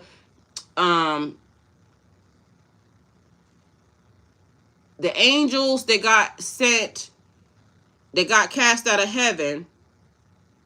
They got sent to Tartarus, which is in the abyss. Remember from the beginning when it says God created the heavens and the earth and everything above and everything below? The abyss. The abyss is Tartarus. For some reason, people keep mixing up Tartarus and Tartaria. It's not the same. So, because I seen a man the other day and he was saying something about this and then that, but this is why online there's so much stuff that happens and people confuse, one place with another place. It's not the same. All right, so but because they start off with the same, whatever, then they'll just assume that this place is the same. No, it's not. It's not the same. Anyway, so right here. So yes, in Ethiopia Orthodox Tawido Church, the tradition of priesthood is linked to Aaronic Levitical lineage, though it's a bit nuanced. So it's like somebody basically saying that it wasn't important, but this is important to the T. Like literally what Miss Kelly just said, those are some extreme conditions. Almost perfection. And then somebody thinking that I can come in and I can buck the system and think that God ain't gonna know. God's gonna know. So historical claim. But mind you, I remember they tried to do some DNA, because there's something in the history of this place that they will always try to genetically DNA us, but these same people won't take a DNA test. And so I seen one time on one of the, I don't know if it was the historical channel, history channel, or a different one, but I seen that they had certain ones that were priests that was there, but for all intents purposes, I don't think the priests that they would be wanting to get, that they really need to talk to, they can even get near. But we gonna see, because Mel Gibson has something that's going on right now. Mel Gibson is doing another. Remember, he did the Passion of the Christ. Apparently in 2027, Mel Gibson is supposed to come out with another movie that he literally got some people to pay millions of dollars without telling them what the hell it was, and it's based off of this, from what I've seen. So I don't know, but I told y'all, God will send a person. So people be thinking that, you know, they can get away with some shit. God will send a person. So Mel Gibson is supposed to be able to explain this, but I don't know if the priests that they would be able to get near are the ones that those other people would be able to get near. Because it says the historical claim Ethiopian tradition holds, excuse me, that their priests are descendants of Levi, and in particular Aaron's line. So this is tied to the story of Menelik the First, the son of King Solomon and Queen of Sheba, bringing the Ark of the Covenant to Ethiopia. Because not anybody would be able to touch this thing. People died getting near it. So is there such a man capable of these standards? Yes, these people have been living this, like this is their design. This is what they have been doing. So, and this is the reason why when the people came trying to change stuff, they went up into the mountains, is what I read. Like they just left. And so this is where they've been. But mind you, if you look at like certain histories and certain cultures, like that's where they stayed at anyway. They built whole houses inside of mountains in stone, and that's where they lived at. So, you know, do with that information what you will. Anyway, so it says, this is tied to the story of Menelik the First, the son of King Solomon and the Queen of Sheba. Because what they tried to say was Menelik went to go meet his father, and then he took it. But mind you, if that's his father, and this is why I keep saying about the who's narrating, who's telling the story, the translation is switching over. Because the Christians said that he stole it, but that's his son. And if he comes from the bloodline, then I would think that he passed it down. He gave it to him because they knew it would be protected. Mind you, look up Solomon and, you know, his temple and things of that nature. We can go look it up, and then that way you can see that stuff was touched. But somehow the Ethiopians, nothing was touched. Makes sense to me. So, the Queen of Sheba bringing the Ark of the Covenant to Ethiopia. The Ark and the priesthood tradition implies that only those of the proper lineage can serve in certain sacred capacities. It says that. It says that in the book. And remember, the covenant is between the people and God. Like, not your book and God. It is the people, the lineage, the DNA. And although people want to argue about places, technically the DNA is what is important, because this is what's being passed down throughout time. This person to this person to this person to this person to this person. Mind you, that would have also limited the amount of people. I mean, not unless, you know, how many sons did Aaron's sons have? She said not the narrative, but the narrator. That too. Because now 2 sons got killed, so that limited now him only having 2 more. And so who did they marry? And then, and as y'all know, sometimes kids don't want to do what their parents want you to do. So how many kids did they have? Let's see. Does anybody speak on how many kids the surviving sons have?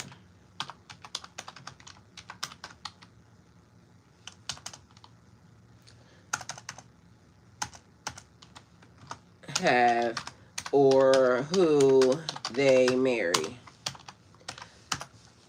Because we have to remember that this is the only bloodline that's able to do this. And so if the bloodline dies, who gonna do it? God has to now appoint somebody else. But what if God don't want to appoint nobody else? So then we got to talk about a whole nother set of things. It says, yes, there is some information. It's very limited. Hold on, let me go back up here first. It says, children, Eleazar, Eleazar had children, and his line continued as high priest. It's in Numbers 3, 32, and 39, and First Chronicles 24. And Ithamar also has descendants who served as priests. So two dudes, and both of them did have kids. It says up here, the wives are unknown. Marriage requirements must follow priestly laws, ritual, pure Israelite, proper lineage. So mind you, just so y'all know, these are still cousins getting married. Okay, so there's that. Descendants, the priesthood continued through Eleazar, Eleazar, and Ithamar. Anyway, so then it goes down here, and I said, does it speak on how many kids the surviving sons have or who they married? It says yes, and some information, but it's very limited in the Bible. But I'm gonna ask it as any text. So Eleazar has children. Eleazar has sons through the Bible. Though the Bible does not name his wife, his sons are mentioned in Numbers 3, 32, and 39, part of the priestly lineage. Phineas, which made me laugh because it made me think of Phineas and Ferb. And I love Phineas and Ferb. Like, I will watch Phineas and Ferb to this day. I will wake up in the middle of the night. But anyway, Phineas is there, famous for his zeal in Numbers 25. The other sons are listed as sons of Eleazar, who inherited priestly duties. The exact number of children is not specified, but his line became the main high priestly line. So whoever the other son, Eleazar's sons, the exact number is not specified, but his line became the main priestly line. So Eleazar is the one with the main priestly line. That's his name, Phineas. So Elithamar children, the Bible is even more vague about Elithamar's family. Numbers 33 through 30 through 31 lists his descendants as priests surviving in various duties, but no names of wives or children are given. So marriage rules for priests: must marry within Israel no foreigners. They are not allowed to marry foreigners. But remember, because it was Jacob and Esau's line, Esau just said, fuck it, they was gonna marry outside. So they just took their land and they just stayed where they was and they just did whatever the hell. I ain't gonna say that, but that's what I'm gonna say, okay? So that's what it basically looked like. But the children of the Israels were Israelites. The children of Israel, now let me say that right. Children of Israel were only supposed to marry within the children of Israel. So then it says, no foreigners, must marry a woman of ritual purity, not divorced, not a prostitute. Wives' names are rarely recorded. Lineage matters more than individual identity. And this is the thing that I kind of this is the reason why I keep saying certain things about this. Because they keep wanting to forget that because the mom, for some reason, they don't want to, or the mother, they don't want to put her, I don't know. It's just weird to me. But we'll continue on. Wives' names are rarely recorded. Lineage matters more than individual identity. So, Eleazar's descendants, Phineas and other priesthood continues. Ithamar's descendants' names, mostly unrecorded, served as priests. Wives' names and exact numbers are unknown, so we don't know the exact amount of the children. And biblical emphasis is on priestly lineage and service, not personal family details. So technically, what this says to me is that the priesthood still continued. They would still be the children of Israel because of the fact that they would be able to, those are the only ones that they were supposed to deal with. And some of them are in Ethiopia. All right, so take it how it resonates. Let me see. What else was I supposed to look at? Revelations 1 through 4. And don't ask me why. I just know that was stuck in my brain. Like, I don't even know what the hell happened in Revelations 1 through 4. All right, so Revelations 1, vision of the Son of Man. The author is John the Apostle. The setting is John is on the island of Patmos because of the word of God and the testimony of Jesus. Vision. John sees Jesus Christ in glory standing among 7 golden lamps representing the 7 churches. Jesus is described as wearing a long robe with a golden sash, hair white like wool, eyes like flames of fire, feet like fine brass, voice like rushing water, holding 7 stars in his right hand, mouth like a sharp 2-edged sword. He tells John to write letters to the 7 churches in Asia Minor. Why they give like a font? What font is Asia Minor?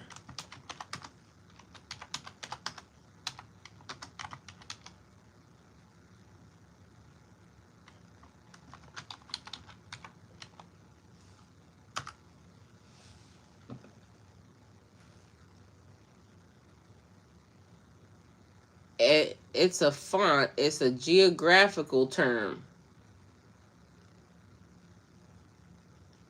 What Asia Minor is: location, modern day Turkey, and western part of Asia that juts into the Mediterranean. Well, I kept thinking yesterday that even that food is Mediterranean. Because I think that only time I ever had that, because for some reason I wanted to have a gyro, because that's the same exact thing. It's lamb, it's onions, it's tomato, but it's tzatziki sauce. Why this matters, don't ask me, oh y'all. Okay, don't judge me. So historical context in the Bible, Asia Minor refers to the region where 7 early Christian churches existed: Ephesus, Smyrna, Pergamum, Thyatira, Sardis, Philadelphia, Los Laodiceas. Didn't you mention Philadelphia yesterday, Mike? It was called Asia in Roman times. Minor distinguishes it from the continent of Asia as a whole. So that means it's not Asia. It is somewhere in Roman times. Minor distinguishes it from the continent of Asia. So it wasn't in Asia. Common confusion. Sometimes people see Asia Minor as biblical passages and think it might be a font, but in Revelations 1, it simply names the region. Well, I asked you, was it a font? And you told me no. So that means that it is a font. Let me go look it up because, bitch, you just told me no. But literally, you're saying that it would be a font. Let me go look because, y'all, I be trying to tell y'all, sometimes God be doing a thing that people ain't going, connect to. But mind you, I'll be connecting to it. What font is Asia Minor? It says downloadable Asia Minor. It is a fucking font. The Asia Minor font is a typeface that is part of the minor fonts used in various documents formats, particularly in XML. X is 10.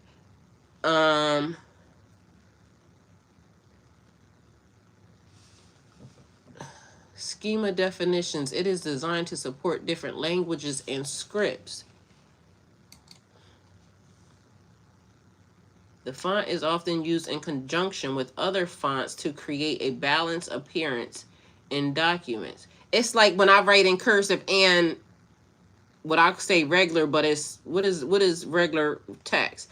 The font is often used in conjunctions with other fonts to create a balanced appearance in documents, especially when dealing with complex script text. For more information on specific fonts, you can explore. All right, let me go back and read whatever it is, but I'm telling y'all that means something. Like, even what they think that it means something. Let me go finish where we was at, but I needed to make sure that was a font. But it says in Asia Minor as if it was a place. But it's a font. Blueprint template. Asia Minor refers to a geographical location. There are many black civilizations that were living and thriving in that area. It gives context to lineage and ancestry. Yeah, but also, Miss Kelly, what you just say? Miss Kelly said,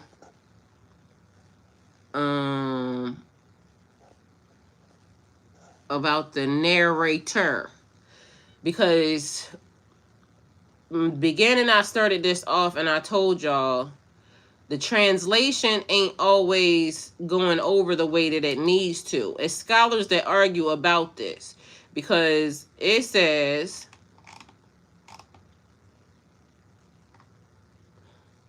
he tells John to write letters to the 7 churches in Asia Minor. It could be a location. It's like my house. My house could be my zodiac sign. It could be the house that I'm in. It could be yeah, it could be all that. So for some reason, whereas they would think it would be a location, to me it gave a font. So, you know, again, it could be the place, but it gave font to me, the way that it's written. And so, take it how it resonates. I don't know. Revelation 2, letters to the churches. To Ephesus, praise for hard work and perseverance, but criticized for losing first love.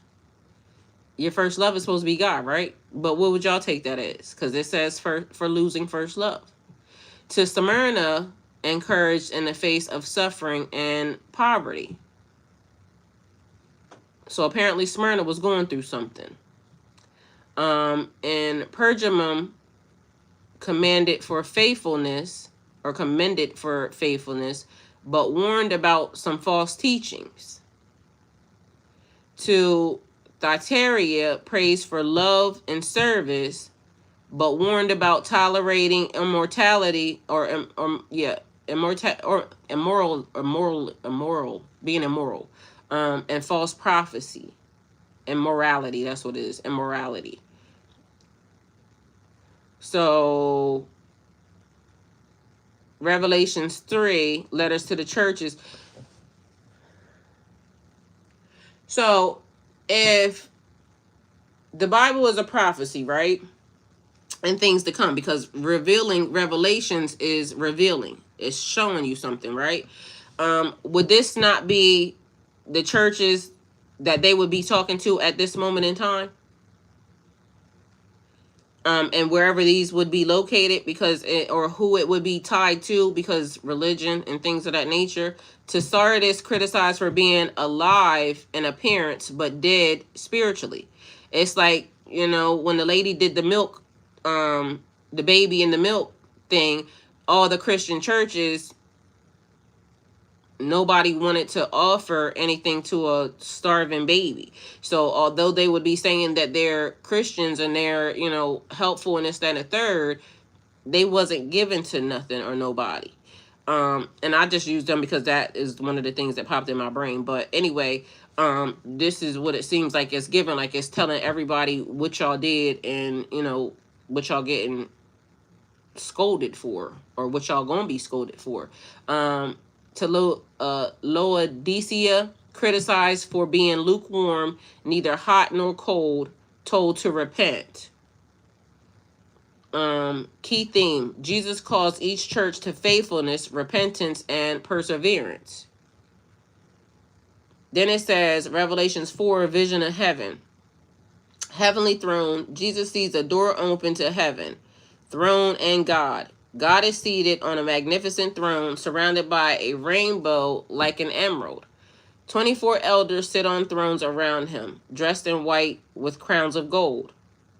So for living creatures covered with eyes, representing vigilance and knowledge, has his 6 wings and continuously praises God.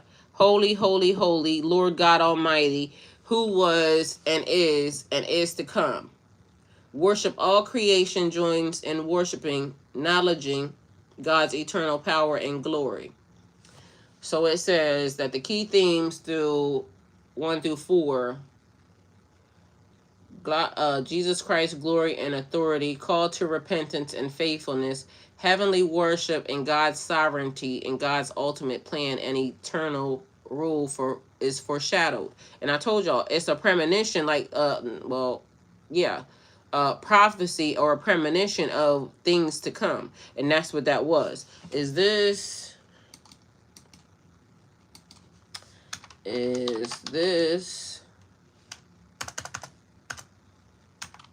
in the Ethiopian Bible? And then I got a question, and anybody can answer if y'all know, right? I definitely believe the churches Paul speaks are to archetypes in terms of energy, frequency of that they embody. So if you're in a space of being lukewarm, know that the divine is speaking out against that and asking that we heard the warning and make necessary adjustments. Well, it sounds like it's more than that, because literally everybody seemed like they did something that they ain't had no business doing. Because literally it seemed like to every church, praise for hard work and perseverance, but being criticized for losing the first love. You don't have God as your first love. Mind you, like I keep trying to tell everybody, God is God before, in the middle, and in the end.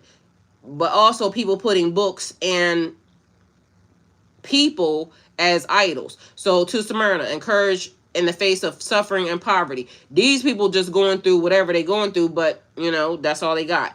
Paragium commanded for faithfulness, but warned about some false teachings. Most of them is false prophecy. Because the next one, same thing. Praise for love and service, but warned about tolerating immoral, I don't know why me and that word is having an issue, immorality and false prophecy.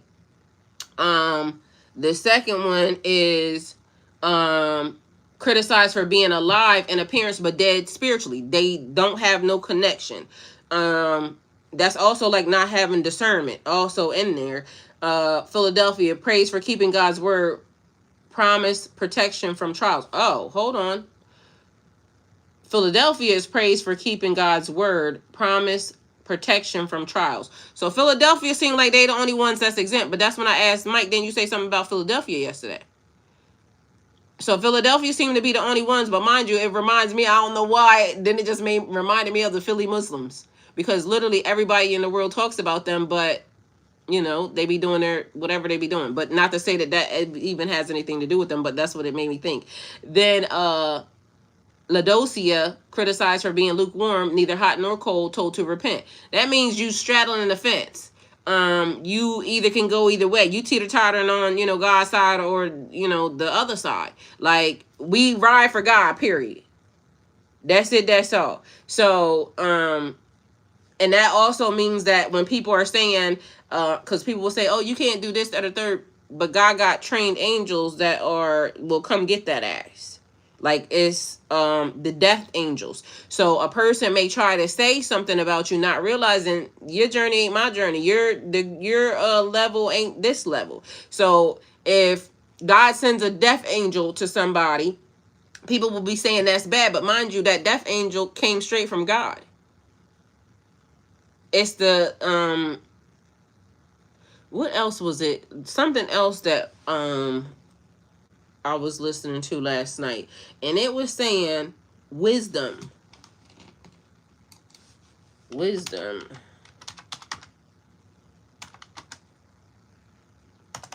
What's the definition of wisdom?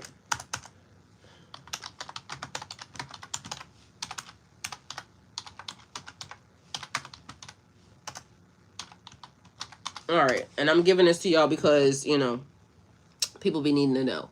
So the definition of wisdom is called to be, can be understood in several layers: spiritual, practical, and intellectual. Here's a clear breakdown. Wisdom is the ability to make good judgment and decisions based on knowledge, experience, and understanding. It's not just knowing the facts, it's applying knowledge in ways that it is right and beneficial. But somehow, these words keep getting mixed up. What?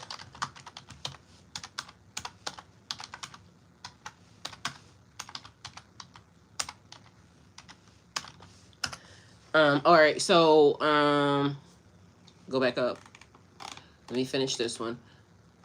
So, wisdom is the ability to make good judgment and decisions based on knowledge, experience, and understanding. It's not just knowing the facts, it's applying knowledge in ways that is right and beneficial. Example, knowing that speaking harshly in anger might hurt someone and choosing a kind response instead.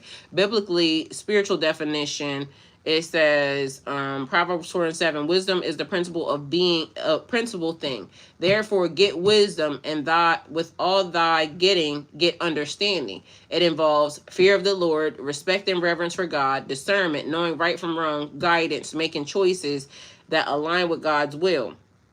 So, characteristics of wisdom: knowledge and understanding, seeing the deeper meaning. But just because you have one don't mean you have the other. That's the thing, because people keep getting this mixed up. So, knowledge, understanding, seeing the deeper meaning. Hey, Mr. Steele. Discernment, recognizing what is good, right, and true. Prudence, choosing the best course of action. Patience and perseverance, thinking long term, not reacting impulsively. Humility, recognizing limits of one's knowledge. So, example, in practice, a wise person listens before speaking, learns from mistakes, gives advice that helps others to grow, balances personal gain with the greater good. Now, the definition of knowledge. Knowledge is the awareness, understanding, or familiarity gained through experience, education, or study. It is about knowing facts, information, concepts, or skills. Example, knowing that water boils at 100 degrees Celsius, or knowing how to ride a bike. The difference between knowledge and wisdom. Knowledge equals having information and understanding. Wisdom is knowing how to apply that information correctly in life. So knowledge is what you know. Wisdom is how you use what you know. So, in the Bible, knowledge is often connected to learning God's word and understanding his creation. Proverbs 1:7. The fear of the Lord is the beginning of knowledge. Colossians 2:3. Christ holds all the treasures of wisdom and knowledge. So biblical knowledge is not just facts. It's spiritual understanding aligned with God's truth. Because what I just said about the font, it could be a place, but it could also be a font. And then when you go look at the font, it says that it's written in different, to balance something out. But mind you, it is the same exact thing, because the letters was being given to balance something out. It was trying to tell you that you're being praised for this, but it's also this. So it was the same. But also, characteristics of knowledge can be acquired through study, observation, or teaching. It's often specific and factual. It can exist without wisdom. A person can know facts but still make poor choices. So, knowledge equals information plus understanding plus awareness. Wisdom equals skillful application of that knowledge.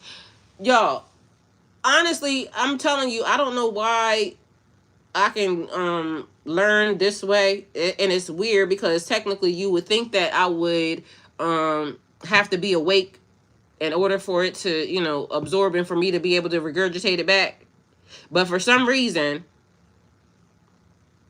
God be putting me in a sleep state, and all this stuff goes into my brain. And literally, even this, like, once one thing starts to come out, I can give y'all everything that I fell asleep listening to, which is the strangest shit. She said, I think it's dope.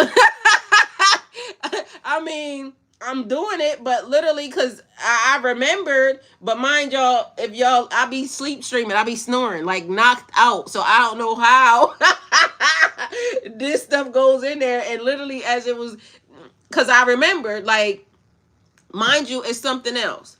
It's something about, because as one thing comes out, something else comes out. So now I'm remembering it's something about the top of a mountain. And it don't have, because it says Aaron was laid to rest on the top of a mountain. Moses was laid to rest on the top of a mountain. But God exists on the top of a mountain. Watch. Literally, it was weird, because and it keeps being something about these seven spirit. I gotta go look at this up, because that's what that was. It's what I started off with y'all from the beginning. Where is the top of the mountain where God resides. Y'all, it is crazy because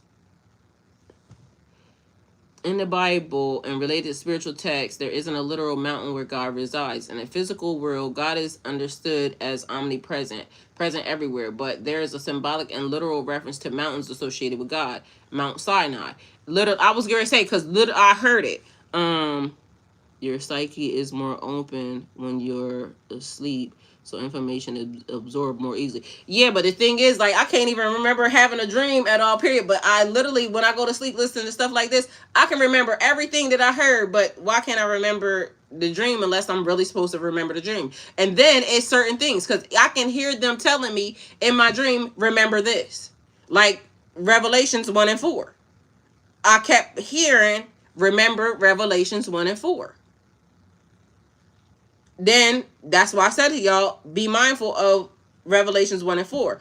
But even this, although they're saying this, I'm gonna go and ask another version, because literally I also keep hearing it's the same exact thing. Mount Sinai, I remember that, because I think that's where, hold on, let me ask it, where is Aaron and Moses? Because it's like a family tomb or something. Where are Aaron and Moses buried? Sometimes it takes a while to integrate. Some things are too big to process for our physical bodies, but do make sense to us in spiritual level. I've had that too. Listen, because the strangest thing to me is this.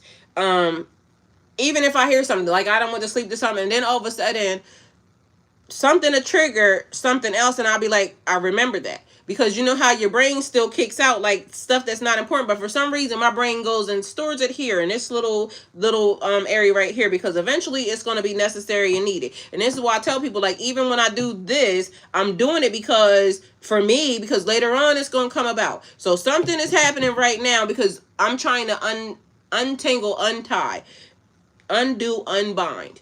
And this is the moment where, because the Jubilees are important and something is happening even in the midst of.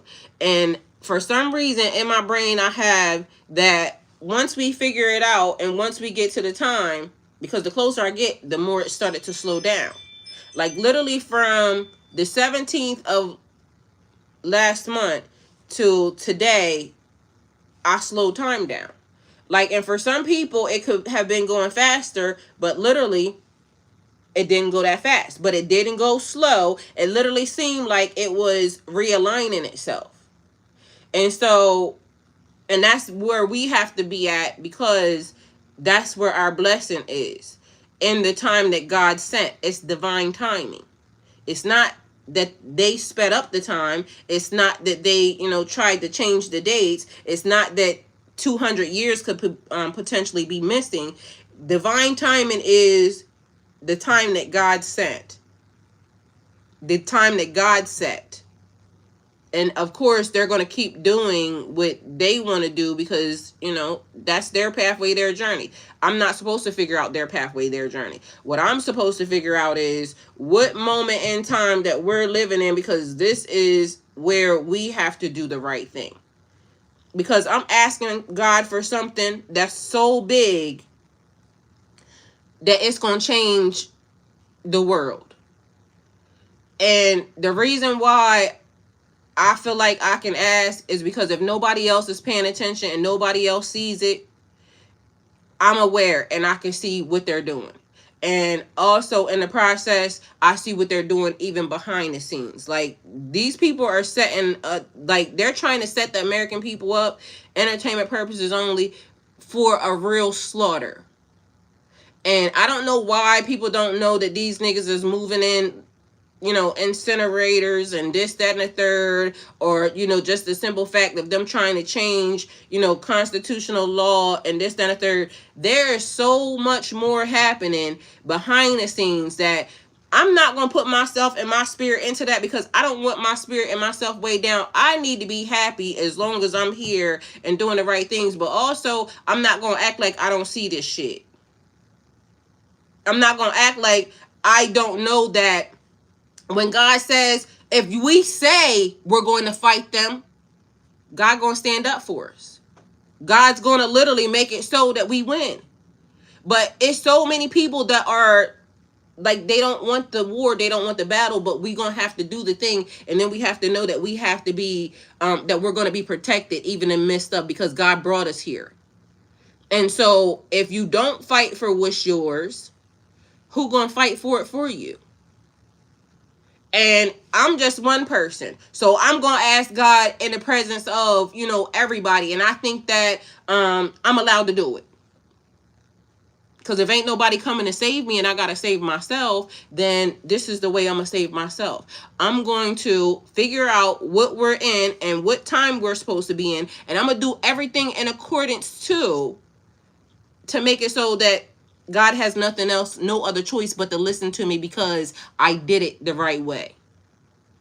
And mind you, I told you, I think I'll be making God laugh sometimes, because even in the midst of, like, let me see you do it.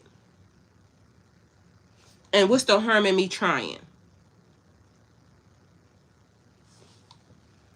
So that's what I got for that. Let's see. If it takes eating some food and giving up something, because like I said, even when I said now I gotta give up something else, when I dump my damn soda out, I done gave up sex, I done gave up, I'm trying to give up the cussing. That's gonna be the last minute. I told y'all, God's showing me that I'm getting closer and closer to certain things. If it just takes me having to give, you know, make sure you're not eating this, and make sure you're not doing this, make sure you're not putting yourself in this place, make sure you can figure out. Even when I sat here, like when I read, when I was listening to yesterday, you have to be the temple. When they said that even during the temple has to be built in a certain type of way, in order for the food got to be sacrificed these days, this day, that's that. If I got to be the one to do it and God gives me the strength to, guess what I'm gonna do? Do that. And it's funny because even in the process of me being here, when I came to this house, I literally, I got the receipt over there, the minister thing, because I literally wanted to do certain things in order to be able to, you know, for this house to do what it needed to do. And I may have gone astray in certain different ways, but as of now, I can see and I'm paying attention to, like, if that's what I got to do, then that's what I got to do. If I got to be the person who, stands in the gap or stands in alignment or even have to do the thing, I'm just gonna do it. All right, so that's not where this is right here. I was trying to see where y'all were, but it went to a different thing, so I'm trying to get to y'all so I can see what y'all are saying. But for some reason it took me way around yonder. Your hearing is more in-depth cognitive than visually. Well, I mean, I could be seeing some shit too, but for some reason, even all the shit that I be seeing throughout the day, it literally, like, I be thinking I'm learning 24 hours a day, like, literally. Like, even during when I'm awake and I be listening to certain things, then when I'm asleep, I'm still listening to certain things. So it's just like God saying, I got to speed you up because, or I just got to give you the information because these people are so much further ahead of you.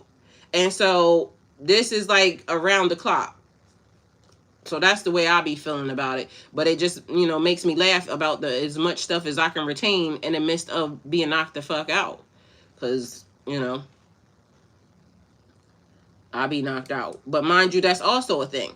Being sleep and allowing your body to sleep and knowing that you're getting rest, that's when God be programming the most. So people don't even realize that. Like, they be trying to have us so much on go, go, go, go, go. Because you got to do this, you got to do this, you got to do this, you got to do that. And not realizing that rest is a part of this as well. That's a part of the covenant also. That's why it says rest on the Sabbath. It's a part of the situation. It seems that you dissect a thought or idea more in depth when you hear it. I mean, that's what I be doing when I get here with y'all, because then all of a sudden all the stuff starts coming right back. Oh, I know I heard this. Oh, I know I heard this. It's like when I kept telling y'all, I kept having the same dream over and over again. For some reason, I was not having dreams for a while. Like today, I'm gonna just say this. So, okay, I was getting ready to give the disclaimer, but I don't know if I need the disclaimer because this is probably gonna be weird, right?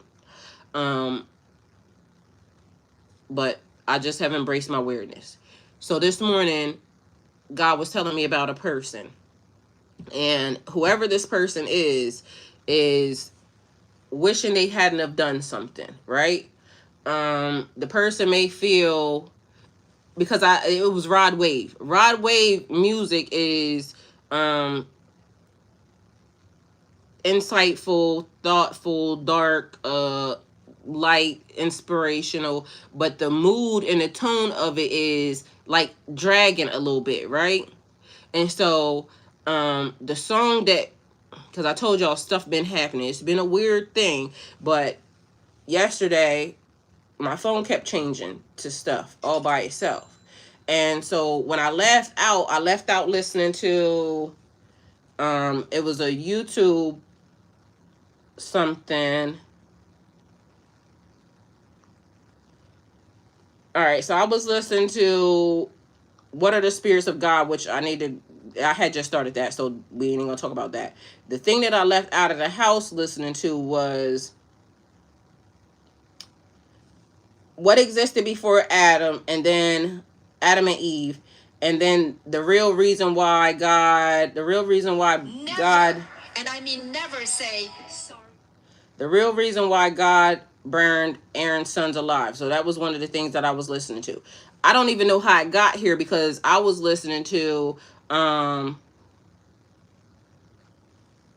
what existed before Adam and Eve. But somehow when I woke up, because I had fell asleep listening to that, when I woke up, I was listening to Aaron's sons getting burned alive.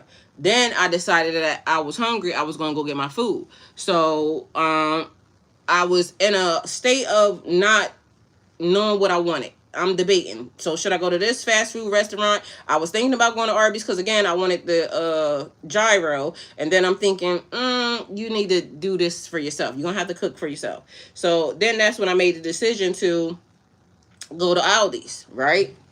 So when I get to fucking down the end of the street of my block, my phone changed to a song that I ain't heard or played on my Apple Music, so I don't know how it played that.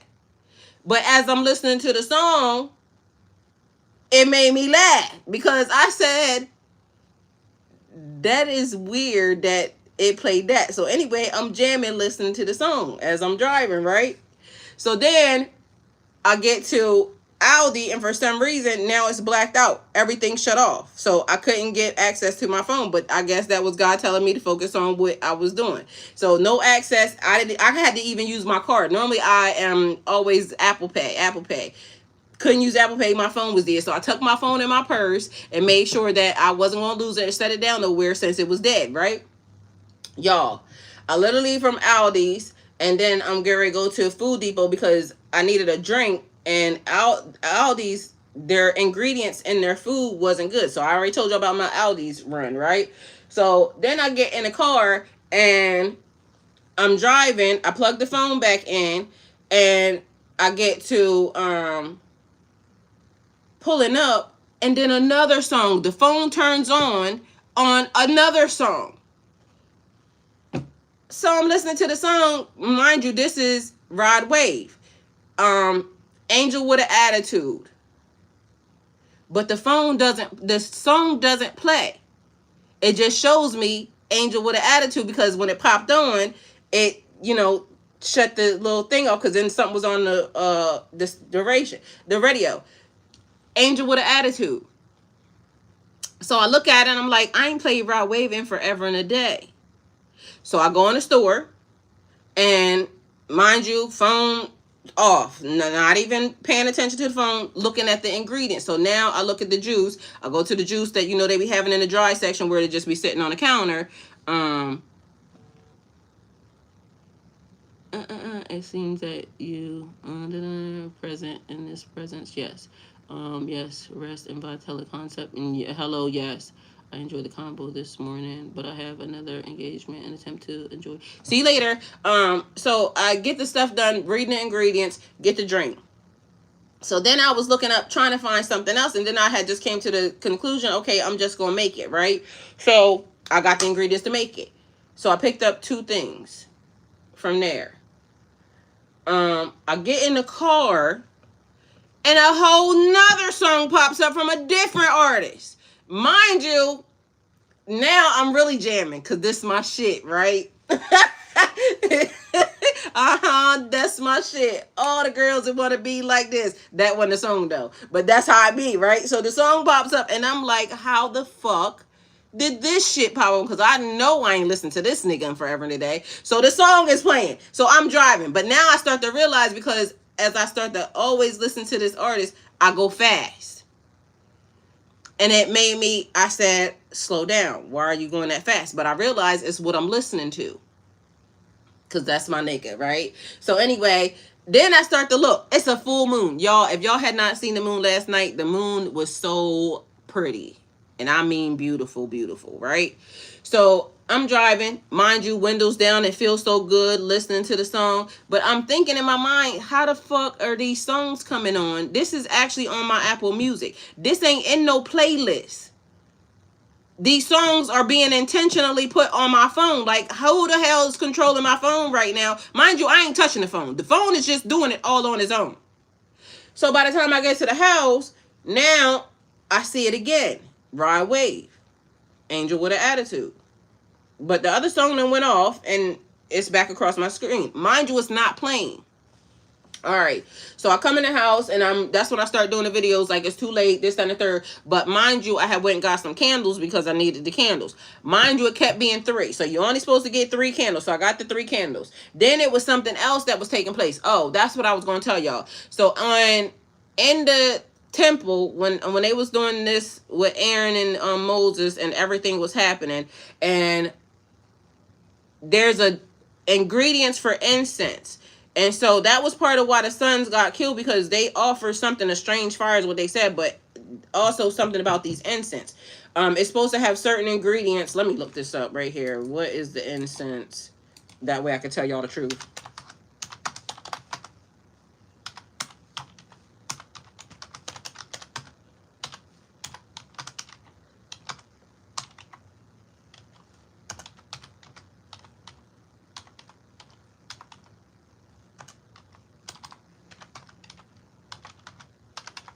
All right, so it says,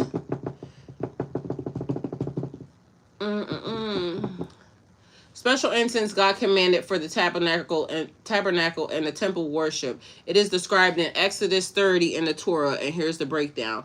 And the Lord said unto Moses, take unto thee sweet spices, stacte, S-T-A-C-T-E, stacte, and O-N-Y-C-H-A, onycha, and galbanum, and of pure frankincense there shall be an equal part, and make it a perfume as confection after art of the apothecary, tempered together, pure and holy. And thou shalt beat some of it very small, and put it before the testimony in the tabernacle of the congregation, where I will meet with thee. I shall be unto you most holy. And as for the incense which thou hast maketh, ye shall not make yourselves according to the composition thereof. It shall be unto thee holy for the Lord. So it says stacte is a gum resin, sometimes from myrrh. Onycha, O-N-Y-C-H-A, possibly a resin from a shell or a plant. Galbanum is a fragrant gum resin, and pure frankincense, the primary aromatic. It says these incense were holy and dedicated to God alone. Israelites were forbidden from copying it for personal use. It was only for worship in the tabernacle, burned on the golden altar of incense. It symbolizes prayers. it symbolizes prayers ascending to God. So not only is everything like, it is instruction after instruction after instruction, but now, where's the tabernacle? These are the things, like, let me see. As of today, 2026, is there a place for all of the